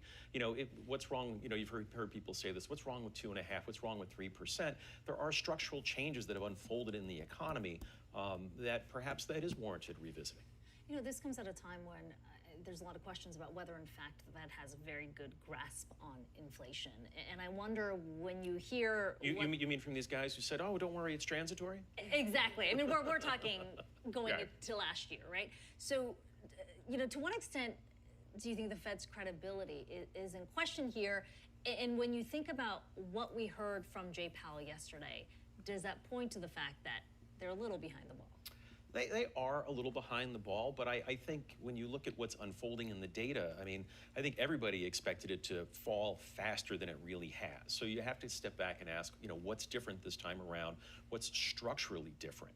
And as we do that, you could look at what's going on in the employment market without question, whether it's minimum wage pressures, ticking higher over the last few years, or the tight labor market, what we're seeing in the housing market. You take a look at what Lennar said this morning, and they're seeing demand pick back up again. So that fight on shelter inflation might be a little longer in the tooth. And I think when you step back, it says that everything the Fed has done thus far has not cooled the economy to the extent that they thought it would. So more needs to be done. Or maybe they can't. Or maybe they can't. Right? Maybe the tools that they have are not the tools to address the structural changes that you're talking about. And I don't know what the answer to this question and then is. it becomes a question of to what extent the Fed can control this, right? Exactly.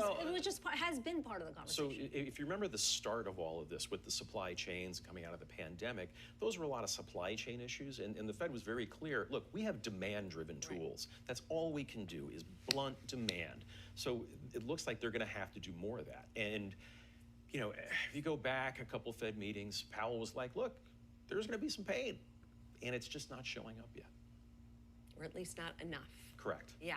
All right, Chris, you're going to stick around, and we're going to continue this discussion now and take it to what's going on with retail, because it seems inflation has not fully stopped consumers from spending. Purchases at retail stores and restaurants unexpectedly rising in May, up 0.3% last month to about $686 billion. That's according to Census Bureau data. Chris Versace is still with us, Tematica Research Chief Investment Officer. And I guess this kind of shows what we're talking about. The demand is still there. One thing that really stuck out to me that is just bizarre to me in this report, right? You exclude motor vehicles and gas stations, right? Mm-hmm. You get a 0.4% increase. You know where the biggest increase came from of all the categories? I'm going to guess food service. It's not what you would guess, right? Food service was up 0.4%.